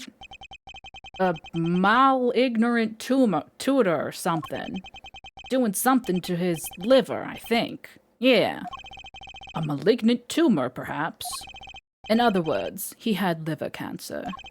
He had only 3 months left to live, in fact. Magnifi's chart added to court record. Let me see that real quick. Patient name, Magnifi Gramarye, 67 male. Malignant tumor in liver has progressed to final stage with no hope of recovery. Patient has 3 months to live. Patient has chronic diabetes, requires regular insulin. There's gonna be something. Insulin. Insulin like that needle right there. And that other needle that's very pointedly not in him? The IV. Things are a little sus here. The facts do seem simple enough, but something's not right. The victim was already climbing a 3-month stairway to heaven. Why not wait for him to knock, knock, knock on heaven's door? Why shoot him? Alright, I get it. You like classic rock. I wouldn't have put it quite so lyrically, but it's true. Why make the effort to commit murder when the victim was about to die? Incidentally, the victim had a serious case of diabetes. Diabetes? In fact, he was about to shoot up with insulin. Clavier? Clavier, you need to stop. When he was shot with a pistol, the syringe was found at the crime scene. I mean, alright, fine. Fine. He was connecting it with the shooting of the gun. Chronic diabetes and cancer, as much as it pains me to say it. The victim was clearly at the end of his life. Small syringe added to court record. Washed and shows no signs of use. I believe the question before us is clear then. Diabetes nuts. Boo. Boo! Let me just take a lookie here. I always hated getting shots. I guess Magnifi was giving himself the insulin shots. There's no way I could do that. Wait. If Magnifi used this to inject his insulin, why are there no traces of it having been used? Something to keep in mind. Looking at stuff. Alright. Why did the killer have to shoot this dying man? Listen, he's young. He's young right now. Is he in my profile? Yeah, see? He's only 17. He's 17 years old. He's only 17. He grows. He grows as a person. Listen, you can't. If you judge a person by how they are at age 17, then we're all awful. He is a dancing queen, yes. We're all terrible. I'm sure of it. Also, Dick Gumshoe. Detective on the case, first exam senior detective Gumshoe, age 32. Old. Points finger, old. What reason could he have had?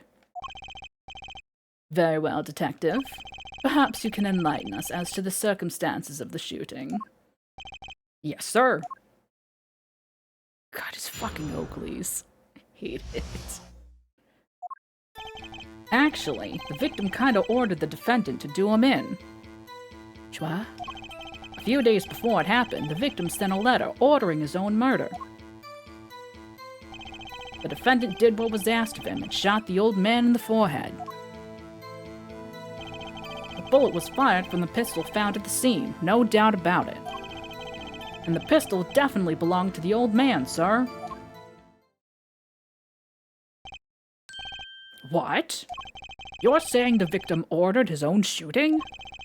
Those are the facts. I have here the letter in question. A letter, huh?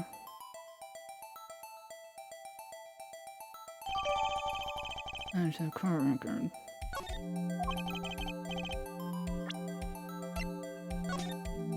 To my beloved student Zach, to you I entrust the task of lowering my life's curtain. Come on the 13th, 11:05 p.m.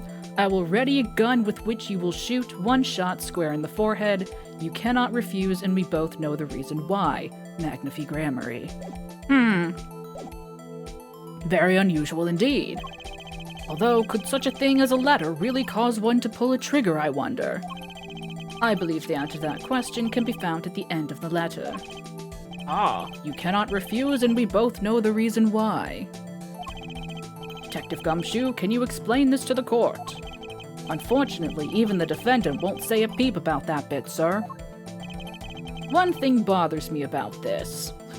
Look at how many frames the paper slapping animation has now. Look at all of those frames! Why didn't he just say 11?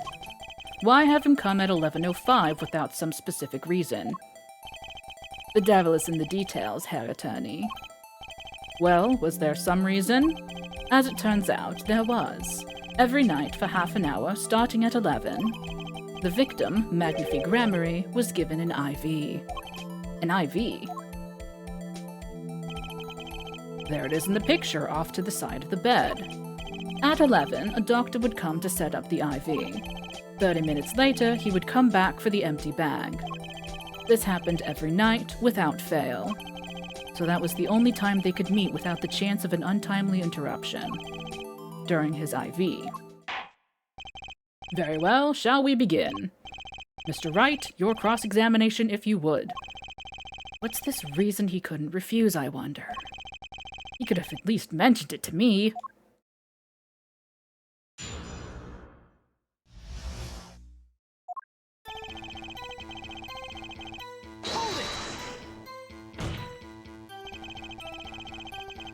I don't know if I've gotten too used to Apollo's interjections, but that didn't sound right. That sounded weird. Huh. Anyway, just because he got the letter doesn't mean he went through with it. Oh, I disagree. The victim was, indeed, shot in the forehead after all, just as he had commanded. It could be a setup. But let's not be in such a hurry. Maybe we should let the witness talk for a change. Thanks, pal. Fine, I can play it slow as well as I can play it fast. On with the testimony, Detective Gumshoe.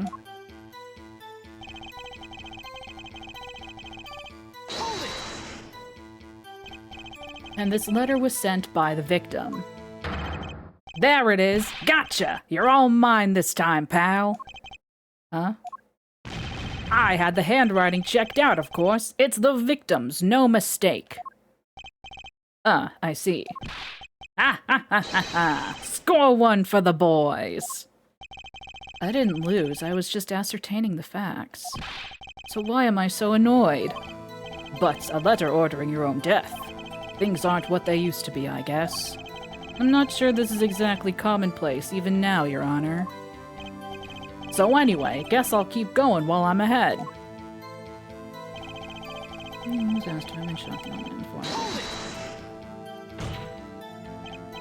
How can you be so sure?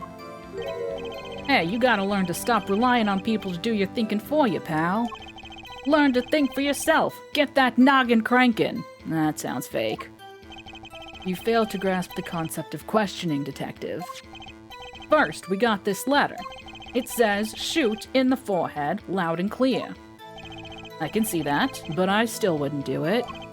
Well, maybe you need to grow yourself a backbone, pal. Shoot more people in the forehead, I say.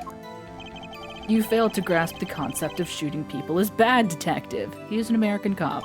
We also found the defendant's pistol at the scene. Traces of gunpowder residue shows that it had been fired recently. Well, Mr. Wright? As far as I can tell from looking at this photo, there seems to be no issue with the prosecution's claim. The photo. Maybe there's something in there I can use. So they're saying the defendant shot the victim in the forehead. I think there's a hole in the prosecution's argument. Clearly, Mr. Enigmar shot something else? Looking at this photo, another possibility occurs to me. Yes? What does the letter tell us? That the defendant had a reason he couldn't refuse his teacher's wishes. Bingo, pal. That's why the defendant popped him one in the forehead. Oh, the defense disagrees. You see, the defendant had another choice he could make. Objection! What? And you can prove that with this photo? I can prove he had a choice, yes. The defendant might have fired like he was ordered, but he didn't shoot the victim's forehead. Well, let's hear what you're thinking, Mr. Wright. If he didn't shoot the victim's forehead, what did the defendant shoot? He shot the other clown in the room. The clown doll. Take a closer look. See? It's been shot in the forehead.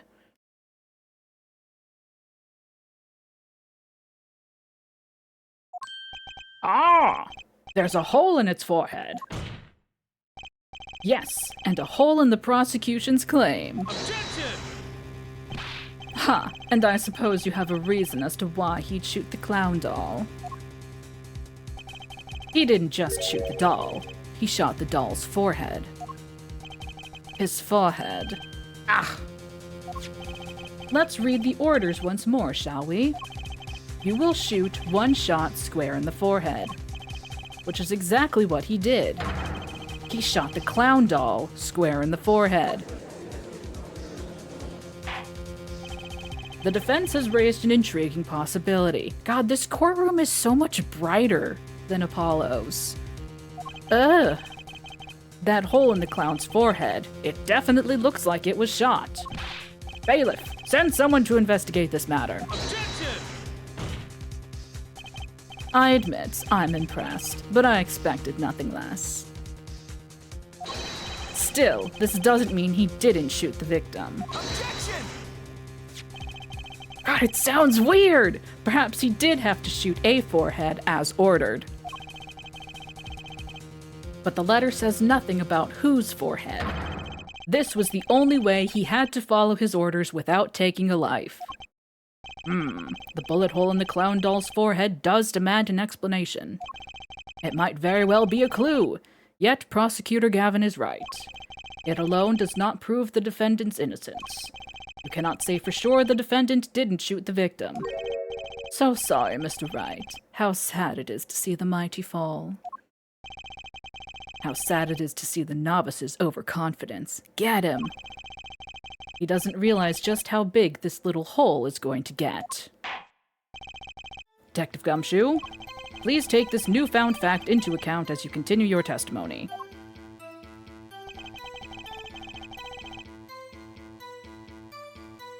So what if he shot the clown? You still shot the victim, pal. Hang on. So let me get this straight. You're saying my client first shot the clown, then shot the victim. Hey, not a bad summary, pal. More of a confirmation than a summary, but whatever. That was really more of a confirmation than a summary. See? Mind reader. But our defense attorney seems pleased enough with himself. Do these people ever miss a chance to mock me? Well, now that Mr. Wright's gotten that out of his system, shall we continue with the testimony? I didn't have time to gather all the details before coming in here. This testimony might be my only source of information. Better pay attention, and read this letter carefully. Oh yeah, it does say one shot, huh? One shot. I see, no doubt about it. I guess I didn't press on this one.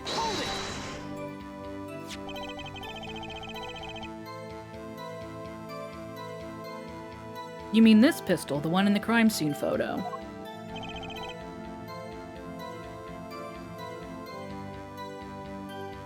That's the one. It's a funny-looking gun, so there's no mistaking it.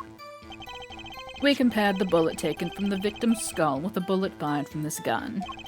The rifling marks on the bullets were a perfect match. So, you verified the murder weapon, in other words. You bet we did. This will definitely belong to the old man. I mean, I'll keep pressing on things. Why are you so certain? What pile of sand has your head been stuck in all this time, pal? You never heard of Zack and Vallant's quick draw shoot 'em? Huh? What's that? One of the defendant's specialties. Zack and Vallant stand on either side of a girl. Why do I have a terrible feeling about this? Then they shoot. But the bullets don't hit her. Instead, they hit everything else on stage.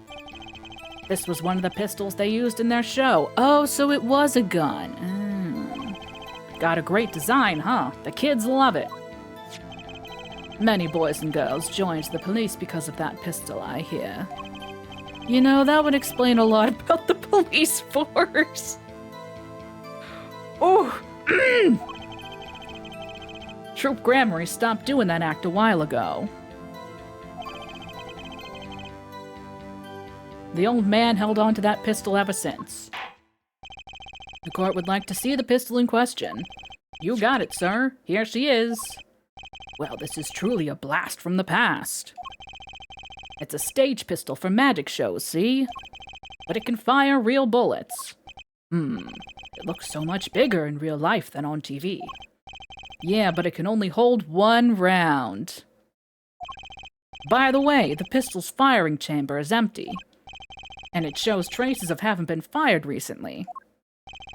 So were any fingerprints found on the gun? Unfortunately, no. Of course, the defendant is known for wearing gloves. We might say that a lack of fingerprints is in fact a fingerprint of its own. Aha! Intriguing point! Well made! Whoa, whoa, whoa! Not well made! Not intriguing! In any case, the court accepts this evidence. Fires one real bullet. There we go. My grandchild would get a kick out of seeing this. But now it's time to return to our testimony. There we go. I knew it. I knew it, I knew it, I knew it. I want to look at it first, though.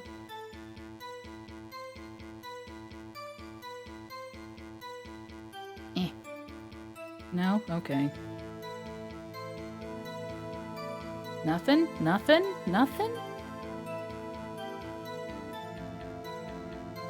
Oh my god. You played a lot of GoldenEye, sir. Watch out, chat. I'm gonna get ya. Bang! Objection! The trickiest cases often seem the simplest. Prosecutor Gavin, you missed the bullet hole in the clown's forehead. If you hadn't missed that, you might have come to a very different conclusion. Understand? Yeah, but like I just said, pal, after he shot the clown in the forehead, he went and... Objection! Did you not hear me the first time? Did nothing of the sort to the victim. The pistol proves he could not. The murder weapon? How? It's quite simple, Your Honor. This pistol only holds one bullet at a time. Ah! If he had shot the clown in the forehead, he couldn't have shot the victim too. Vintage! Yarg! Objection! That's not a contradiction. Not even close. All he had to do was reload the pistol after the first shot. Objection! Oh, where did he get the extra bullet? They're not easy to come by, you know. If you claim the defendant had one ready, then prove to us how he got it.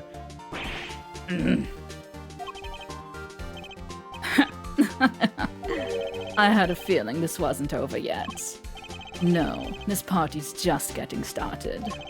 And I haven't proven anything yet, beyond my good looks and startling record sales. And utter lack of humility. What's this? It seems that the prosecution has another witness prepared.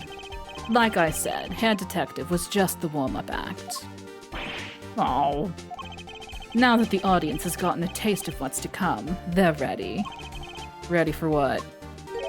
For my decisive witness, of course. A witness who, you will find, can prove one thing for us. That it was Zach Gramery who shot the victim in the forehead. Very well. We will pause for a 15-minute recess. This might be my lucky break. I'll need that 15 minutes to talk to my client, Zach. Court is adjourned. Whee! To be continued.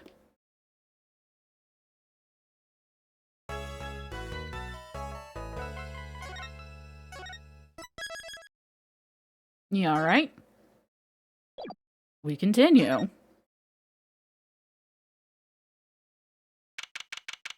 April 19th, 11:21 a.m., District Court Defendant Lobby, number 2. Very impressive, Mr. Wright. I have to say, I expected nothing less. Yeah, he sure does have a gun right there, huh?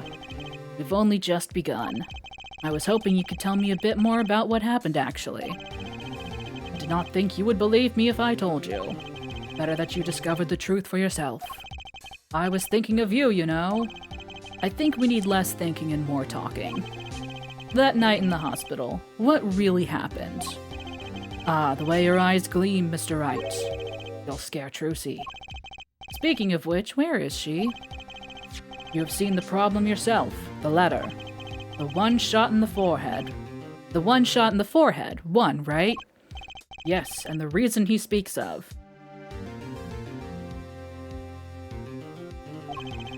I could not deny my mentor's wishes, even if it meant my own death. Why not? This is something I will not say, for now at least. Telegrammery. What's this for now business? I've done many things in my life, some well, some poorly. But this is a cross we must bear alone to our graves. We? You wanted to know about the night of the incident? Finally, this guy sure likes to take his time getting to the important stuff. Of course, I had no intention of shooting my mentor. I snuck into his room that night at the appointed time, and found there upon his bedside table 2 pistols? 2? Yes, the one I had used on stage, and the one that had been used by my partner, Valent. Oh, for the Zach and Valent's quick draw thing. My mentor had the look of one sleeping. I stood by his bedside, hearing only the light sound of his breathing. Then I took the pistol into my hand. I cannot deny that my resolve faltered then for a moment. You faltered? You mean you thought about shooting him? Recall there was a reason I could not refuse his request. His last such request, though not his first. So there were other requests you couldn't refuse before. To be honest, I've not always been steadfast, and I fear I've brought pain upon Trucy. Was Magnify coercing his disciples somehow? Just what was going on in Troop Gramarye? Yet, in the end, I did not shoot him. Instead, I turned and shot the clown. I took the pistol I had fired and placed it in my pocket. In your pocket, is that it right there? I believe if you examine the bullet in the clown's head, you will find it to be different than the one in my mentor. What were those called? Rifling marks. Yes, well, that is all I have to tell you concerning the case. What about not concerning the case? Concerning the case? You mean there's something else you can tell me? Ha ha ha ha ha! You are a fascinating man, Mr. Wright. Thanks? Yes, there is something. My mentor, his eyes opened. What? Magnify Gramarye. The old devil, he was not asleep, you see. Of course, the gunshot would have woken him anyway. And there we had our last discussion as mentor and pupil. It was not a long discussion, maybe 5-10 minutes or so. What did you talk about? Aha, Mr. Wright! Did I not just tell you? It does not concern this case. Zach Gramarye seems pretty steadfast to me, or maybe just stubborn. Mr. Wright, your presence is requested in the courtroom. Once again, I am in your hands. Right, let's get back in there. Oh boy. April 19th, 11:37 a.m., District Court, Courtroom Number 7. Court is now back in session. During our recess, a bullet was found in and dug out from the clown's head. Well, this is news. And the rifling marks? There wasn't time to do a detailed analysis. Though they did find the weapon type matches the murder weapon. Well, that's not very conclusive, is it? Which is why I'm about to call my very decisive witness. Your decisive witness. How many times have I heard those words? Though they often turn out to be far less decisive than you think. Oh, don't worry on my account. I'm quite confident this witness will do the job. After all, he is intimately acquainted with the players in our little production. Being the other half of Troop Gramarye's famous duo, Zach and Valant. Valant Gramarye. So we get to meet the great Magnify's other disciple. Aw, look at you, such a baby. Perhaps we'll start by asking your name and occupation. Valant Gramarye, magician. And you're the decisive witness, are you? You can prove your fellow student, your partner's guilt. Fate, the grand illusion filled with traps and tricks. Wait, the shooting took place in that hospital after 11 o'clock at night. If you're a witness, does that mean you were there that late? If one were to deduce this logically, the conclusion is yes! Okay. I always get the characters, don't I? I have an interesting fact for you. You see, several days before the crime, my witness received this. That looks very familiar. Wait. That's the same letter Zach Gramarye received. Yes, or perhaps I should say, ta-da! Oh my god, look at his hair! Order, order, order. And what does it say? Surely not the same thing. Perhaps you should see it for yourself. Valant. 11:20, goddamn. Why, it's practically the same. The court accepts this into evidence. Magnify's second letter. This is most unusual. Exactly what was going on with you folks? What exactly was your Troop Gramarye up to? By which you mean? I'm just having trouble envisioning a man who would ask his students to kill him. Both of them, no less. It's just my opinion, Herr Judge. But from these letters, I'd say he was coercing them, not asking them. We walked the magician's path together, and in so doing shared much of our lives. Hi, Khaleesi, how are you? When people are so close, there is strain, a warping of relations, you might say. Yet this has nothing to do with the case at hand. By which you mean you're not going to tell us. Which makes me wonder even more about this reason they couldn't refuse. Well, let's get on with the testimony for starters. The defendant, Zach Gramarye, stands accused. Tell us why. Oh, I'll do more than that. For where he walks, the red roses rise, singing hymns to the miracle that is magic. Fascinating, though I hardly need to remind you that the evidence could just as clearly point to you as the suspect. The letter, the murder weapon, and now the 2 bullets found at the scene. In fact, the only difference seems to be the designated time. Ha ha ha ha! As every magician knows, timing is everything. Yes. And now it's time to get this party fired up. Witness testimony. The night of the crime. That night, I visited the hospital room at the time Magnify requested. The smell of gunpowder hung in the room, and my mentor had taken his final bow. I did not imagine my fellow student might have received the same instructions. Yet a deal with the dead is still a deal. Death's sweet kiss I gave to the clown. Then I informed the doctor and the police.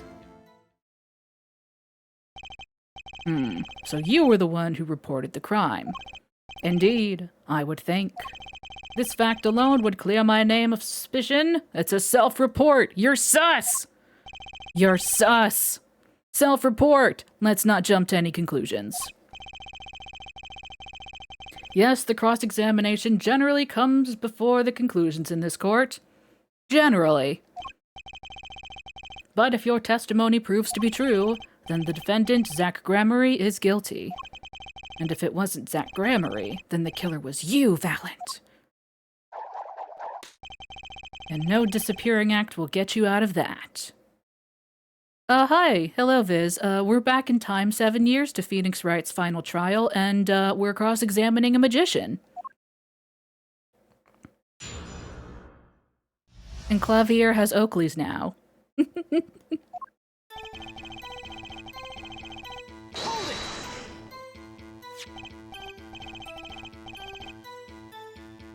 Which, according to the letter, was 11:20 p.m. Indeed. In magic, timing is everything. You said that. Right. Consider the illusion of teleportation. If I were appeared on stage before my stunt double has left, how would that look? Why, it would reveal the very secrets of my magic. You just revealed it. You just revealed it, though. Wait a minute. You're awful at this. Now that you've revealed the very secrets of your magic for all of us, let's move on. You went at the designated time, and what did you see?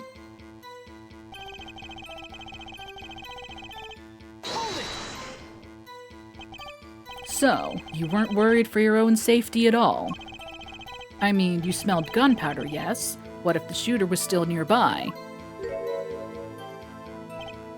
I did not consider this, to be honest. Yeah, no. It is forbidden for a magician to have a good imagination. What do you mean? Really? Isn't magic all about illusions and imagination?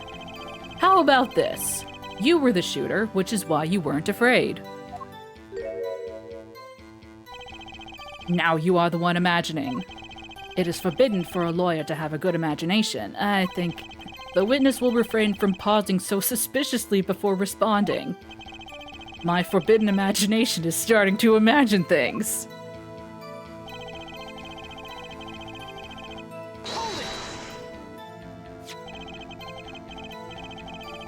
A kitty? Oh. Kitty must receive scritches. On my behalf. Which brings us back to this reason neither of you could refuse. So it does, and my partner, he did not refuse. But Magnify wrote the same thing to you. Why could you refuse if Zack couldn't? Because I have a will of steel, of course.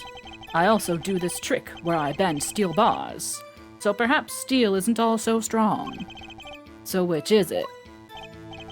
Mind if I continue? Deal with the dead is still a deal.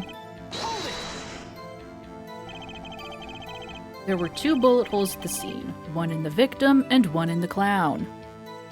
Belly rubs, oh my goodness.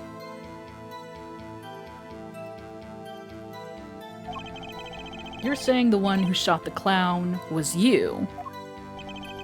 No doubt my partner Zack has said much the same thing. Yeah, because whoever didn't shoot the clown committed murder. I'd better dig around here a bit more and see when I turn up. Mr. Valent, let me ask about something else concerning the crime scene. Namely...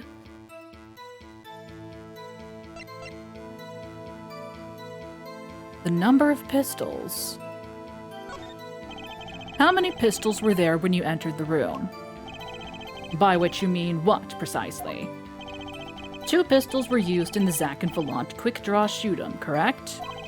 1 for each of you. You are well informed, yet only one of my old friends sat in the hospital room that night. What did Zack tell me back in the lobby? Of course, I had no intention of shooting my mentor. You know, who's to say, Khaleesi? Who is to say? I snuck into his room that night at the appointed time, and found there upon his bedside table 2 pistols. I took the pistol I had fired and placed it in my pocket. I see no problem with that statement.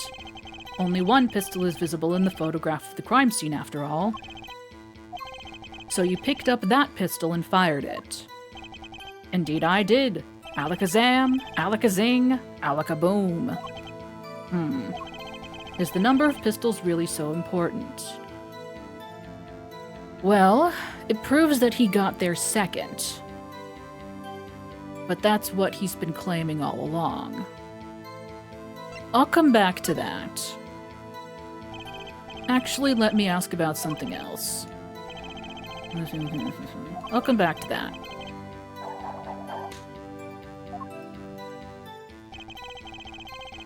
Please.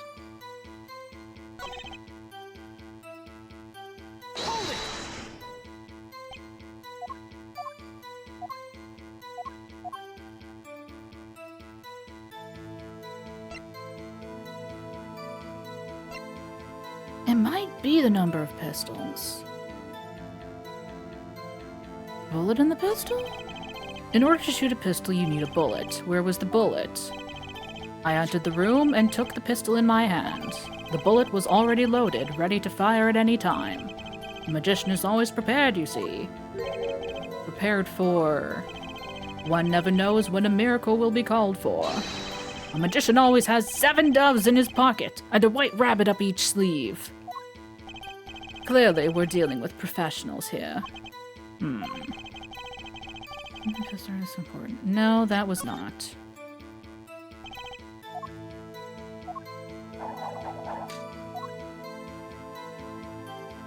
I mean, I'll ask about the other one, but I think it's the number of pistols.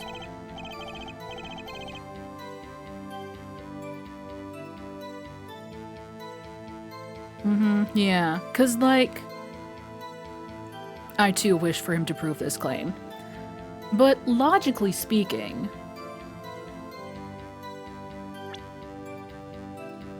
Deal with the dead is still a deal. He didn't need to shoot the clown in order to fulfill the deal, because he was already dead. Zack needed to do it because the letter said, fire 1 shot into the forehead. Didn't say, fire 1 shot into I, Magnify Grammary's forehead. I know, it's impossible in this world, but thinking about it, if we think about it, Zack had to do it because that was the only way he could get out of the murder. And Magnify was still alive. And Zack didn't know that Valent had also received that letter. So, as far as he knew, he would shoot the clown, and then Magnify will be like, well, I guess you did what I told you to. And then they would both go on, well, I would say they'd both go on living their merry lives, but Magnify was actively dying, so maybe not quite. But Valent, having arrived second, even if he had thought to shoot the clown, why would he shoot it again? Why would he shoot it again? You know? Also, why did no one in the hospital come running to investigate the sound of a gunshot? I don't like that either, but somehow I suspect that's not relevant, otherwise it would have been brought up. Either way!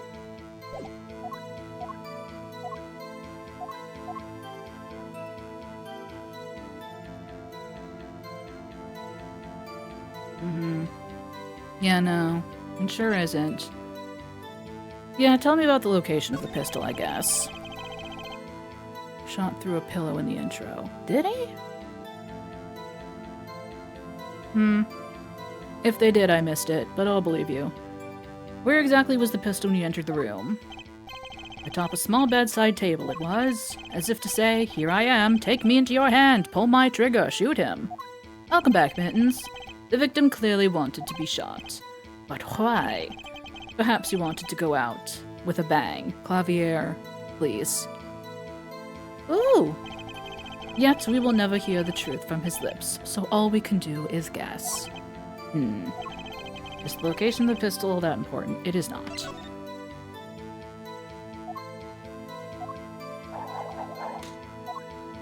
Governor Gumshoe. Oops. See the same letter. Both admit to having gone to the hospital that night. 2 bullets were fired, and one of them killed Magnify.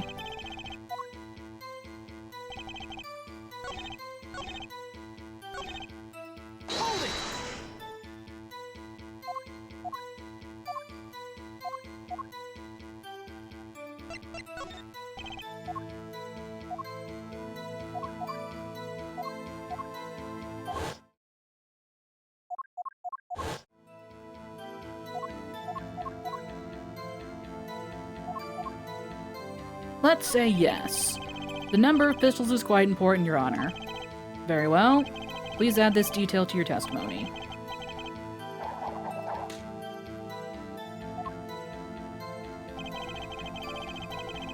When the pistol was found in the hospital room that night, with it I shot the clown.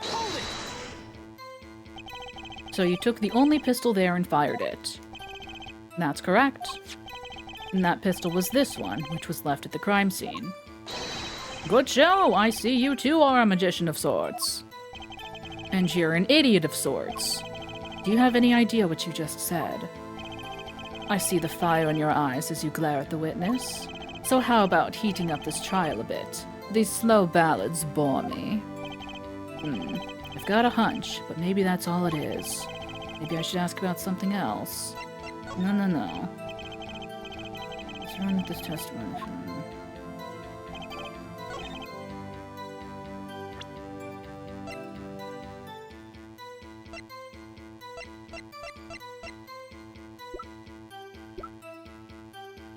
Barrel marks found, bullet found in victim. Objection! Dumbass. According to the defendant, Zack Gramery, when he entered the room, there were 2 pistols on that table. 2?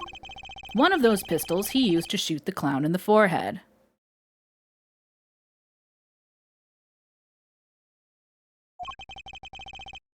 Then he left with it in his pocket. Of course, this is what he would say. Unlike the hapless clown, we must assume our defendant has some brains in his head. Well, what about what Mr. Valent has told us? You see, there's something about his testimony that doesn't make sense. What might that be? I told you I took the pistol that was there and shot the clown. That's your story, at least. But the rifling marks tell a very different story, Mr. Valent. Recall what Prosecutor Gavin told us. Flashback to 5 seconds ago, we compared the bullet taken from the victim's skull with a bullet fired from this gun. The rifling marks on the bullets were a perfect match. Mr. Valent, if you fired this pistol, then you shot the victim in the forehead. Order, order, order. Well, this is all rather sudden. What have I done? Prosecutor Gavin, I owe the court an apology. Sorry. Sorry for what? You see, I was unaware that 2 of these unique pistols were crafted. The analysis of the rifling marks only proved the type of gun that fired them. Objection! But that's not what you told us before. You said you'd verified the murder weapon. Which is why I'm apologizing to you now. Quite sincerely, I might add. Would you hold me accountable for a mistake made in my youth? Don't you fucking... You bat your fucking eyelashes at me. Fucking... That was just this morning. I am still young. Fuck off. Fuck off, I hate you. I hate you. And I might add, it wasn't really my fault. If the defendant had only admitted he took 1 pistol from the scene of the crime, we would not be having this pleasant discussion now. Huh? Valant Grammary? Yes, Your Honor. You were presented to this court as a decisive witness, but you've proven to be more divisive than decisive. Unlike the get up and stretch chime. Everybody get up and stretch.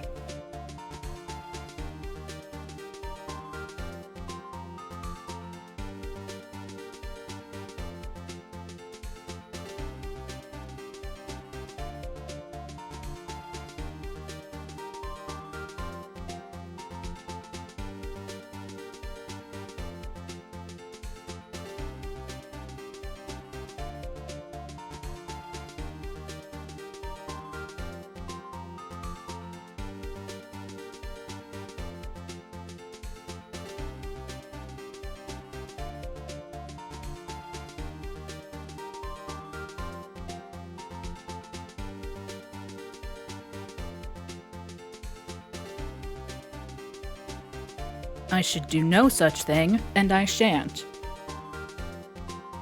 Khaleesi has a cat pass for stretching. Everyone else better be stretching. God, look at his hair. You'll see in time. The testimony so far has merely been a review of the facts. The proof comes next. Care to elaborate, Prosecutor Gavin? When Mr. Valent entered the hospital room, the victim had already been shot. As his next testimony will prove, Herr Wright, the real fight is about to begin. Bring it. Very well, the witness will now testify to the court. Help us determine who shot what.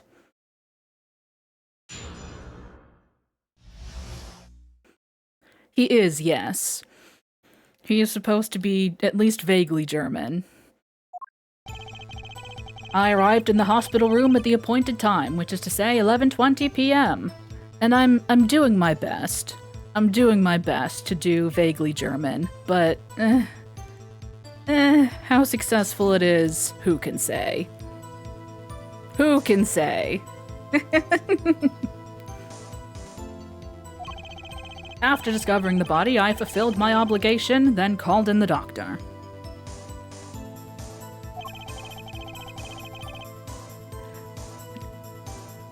Mittens.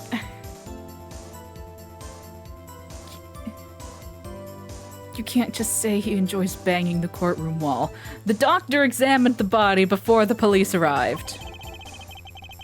He was quite clear about the time of death, 11:10 p.m. And the one in the room at that time was my partner, not me.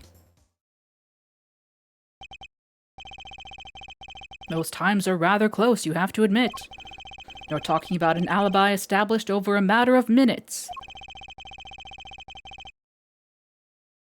Khaleesi, I live there.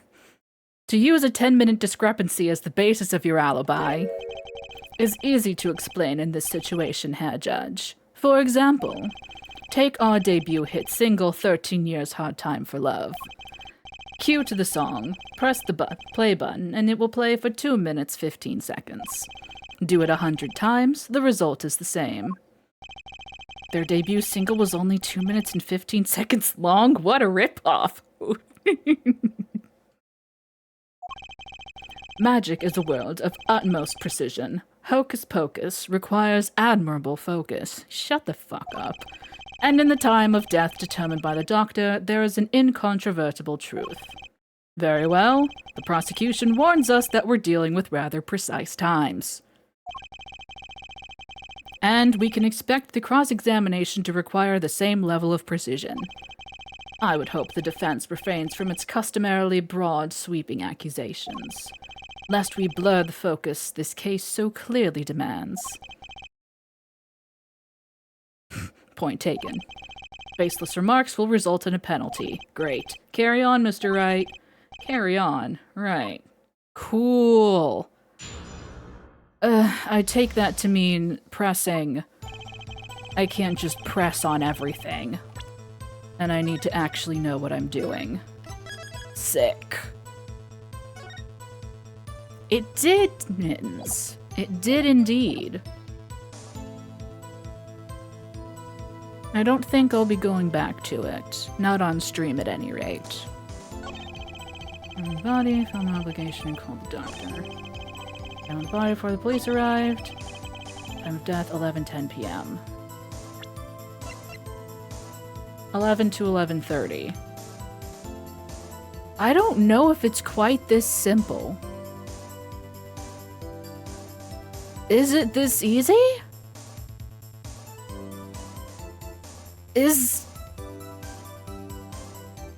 Objection? Objection! No, I didn't think so. Yeah, no, it's fine. Okay, Yeah, no, that's fine.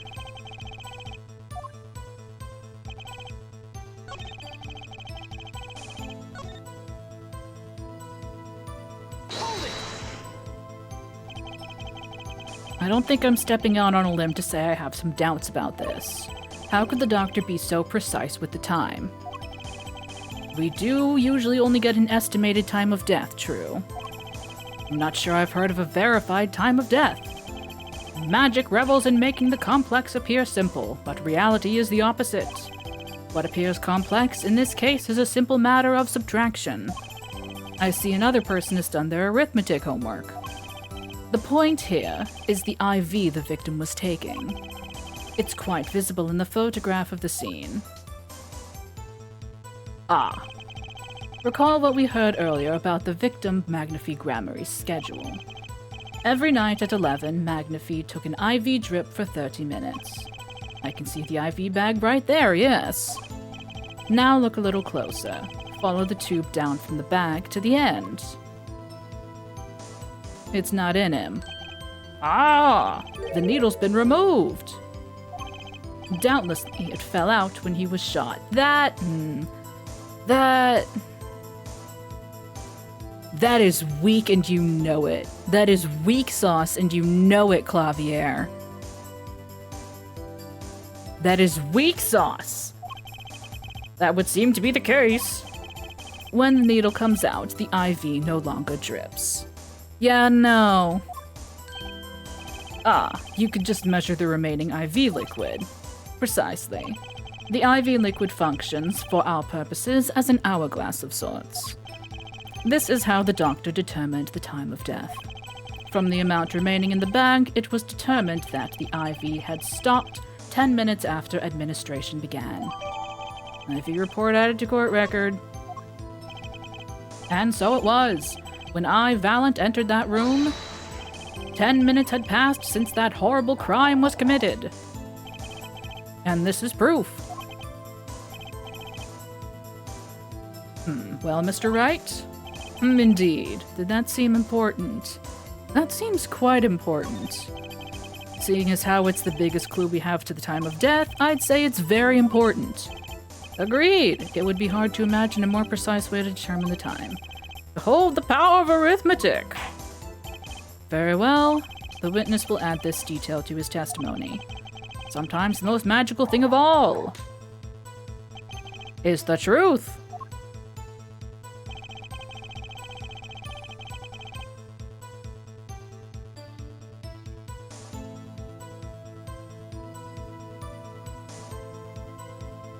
Okay.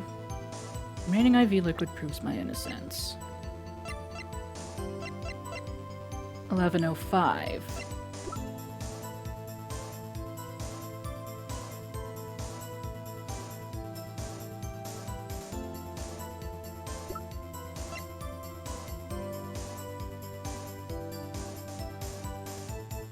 If Zach came precisely at 11:05 and then walked in the room and shot him, and the IV fell out then it wouldn't be 10 minutes. It would only be 5. Am I being pedantic enough for you? Am I being pedantic enough for this? Objection? Objection! No. Perhaps I'm not being pedantic enough, or in the wrong direction. Because I'm scared to press on things. I'm pressing now. Did you notice the IV yourself by any chance? When I first entered that room, the stench of gunpowder assailed me. Next, the mark of death upon my mentor's forehead. And then, his left arm, did I spy, arose, drooping and wilted. I suppose that is his left. Yep, okay, fine, sure. Yeah? Isn't it? Yes, that's his left. Carry on. I got it. He took the IV out himself to give himself the insulin shot. Maybe. That's my theory right now. It's Thorn the discarded IV needle. Knocked from the vein by the force of the shot, luckily for you. If that IV had not been there, why, you might be a suspect. Indubitably so. I might say it's thanks to my lucky color. Your lucky color? Indeed, even today I wear it proudly upon my suspect self, for it always without fail brings me luck. Why, when Zack and Valant won their first Magician's Grand Prix? Yes, the very one held by the Association of International Magicians. I was adorned in this attire then too, and our trophy, a bust. Ah, what a day that was. Hey, we know all about that Magician's Grand Prix now, don't we? This is one trip down memory lane no one needs. Yeah, Phoenix doesn't want to remember Case 3 either. My lucky color, yes indeed, and that IV too. I say I think it was hued especially for me, Valant. Schwa? Well, Mr. Wright, any thoughts on this testimony? It seems weird. Let me see. Yeah.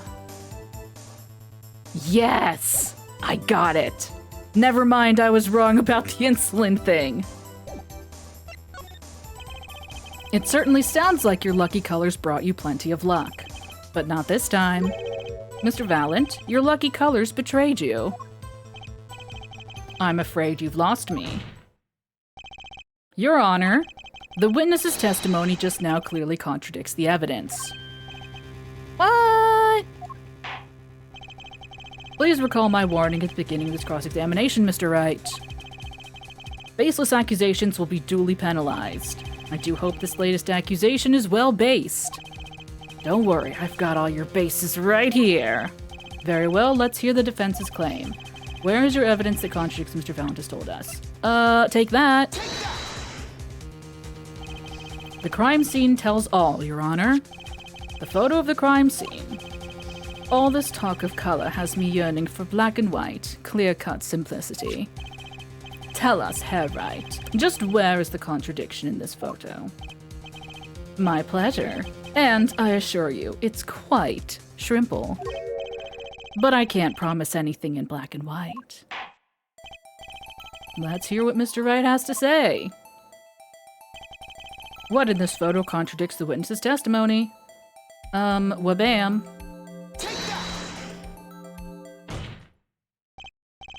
Valent Grammary, let's get one thing straight about your lucky color.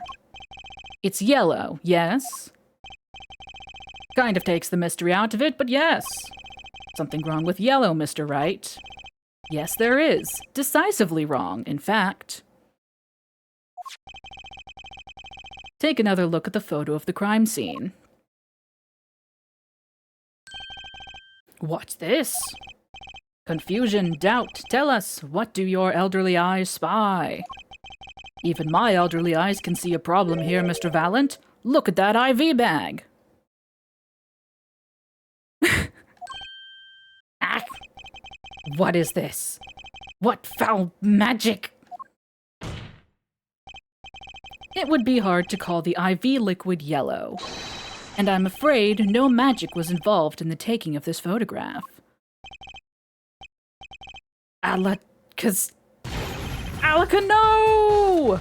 Oh my god, there they are! The rabbits and the doves! Oh, he was telling the truth about that in particular. Order, order, order, what does this mean? Objection!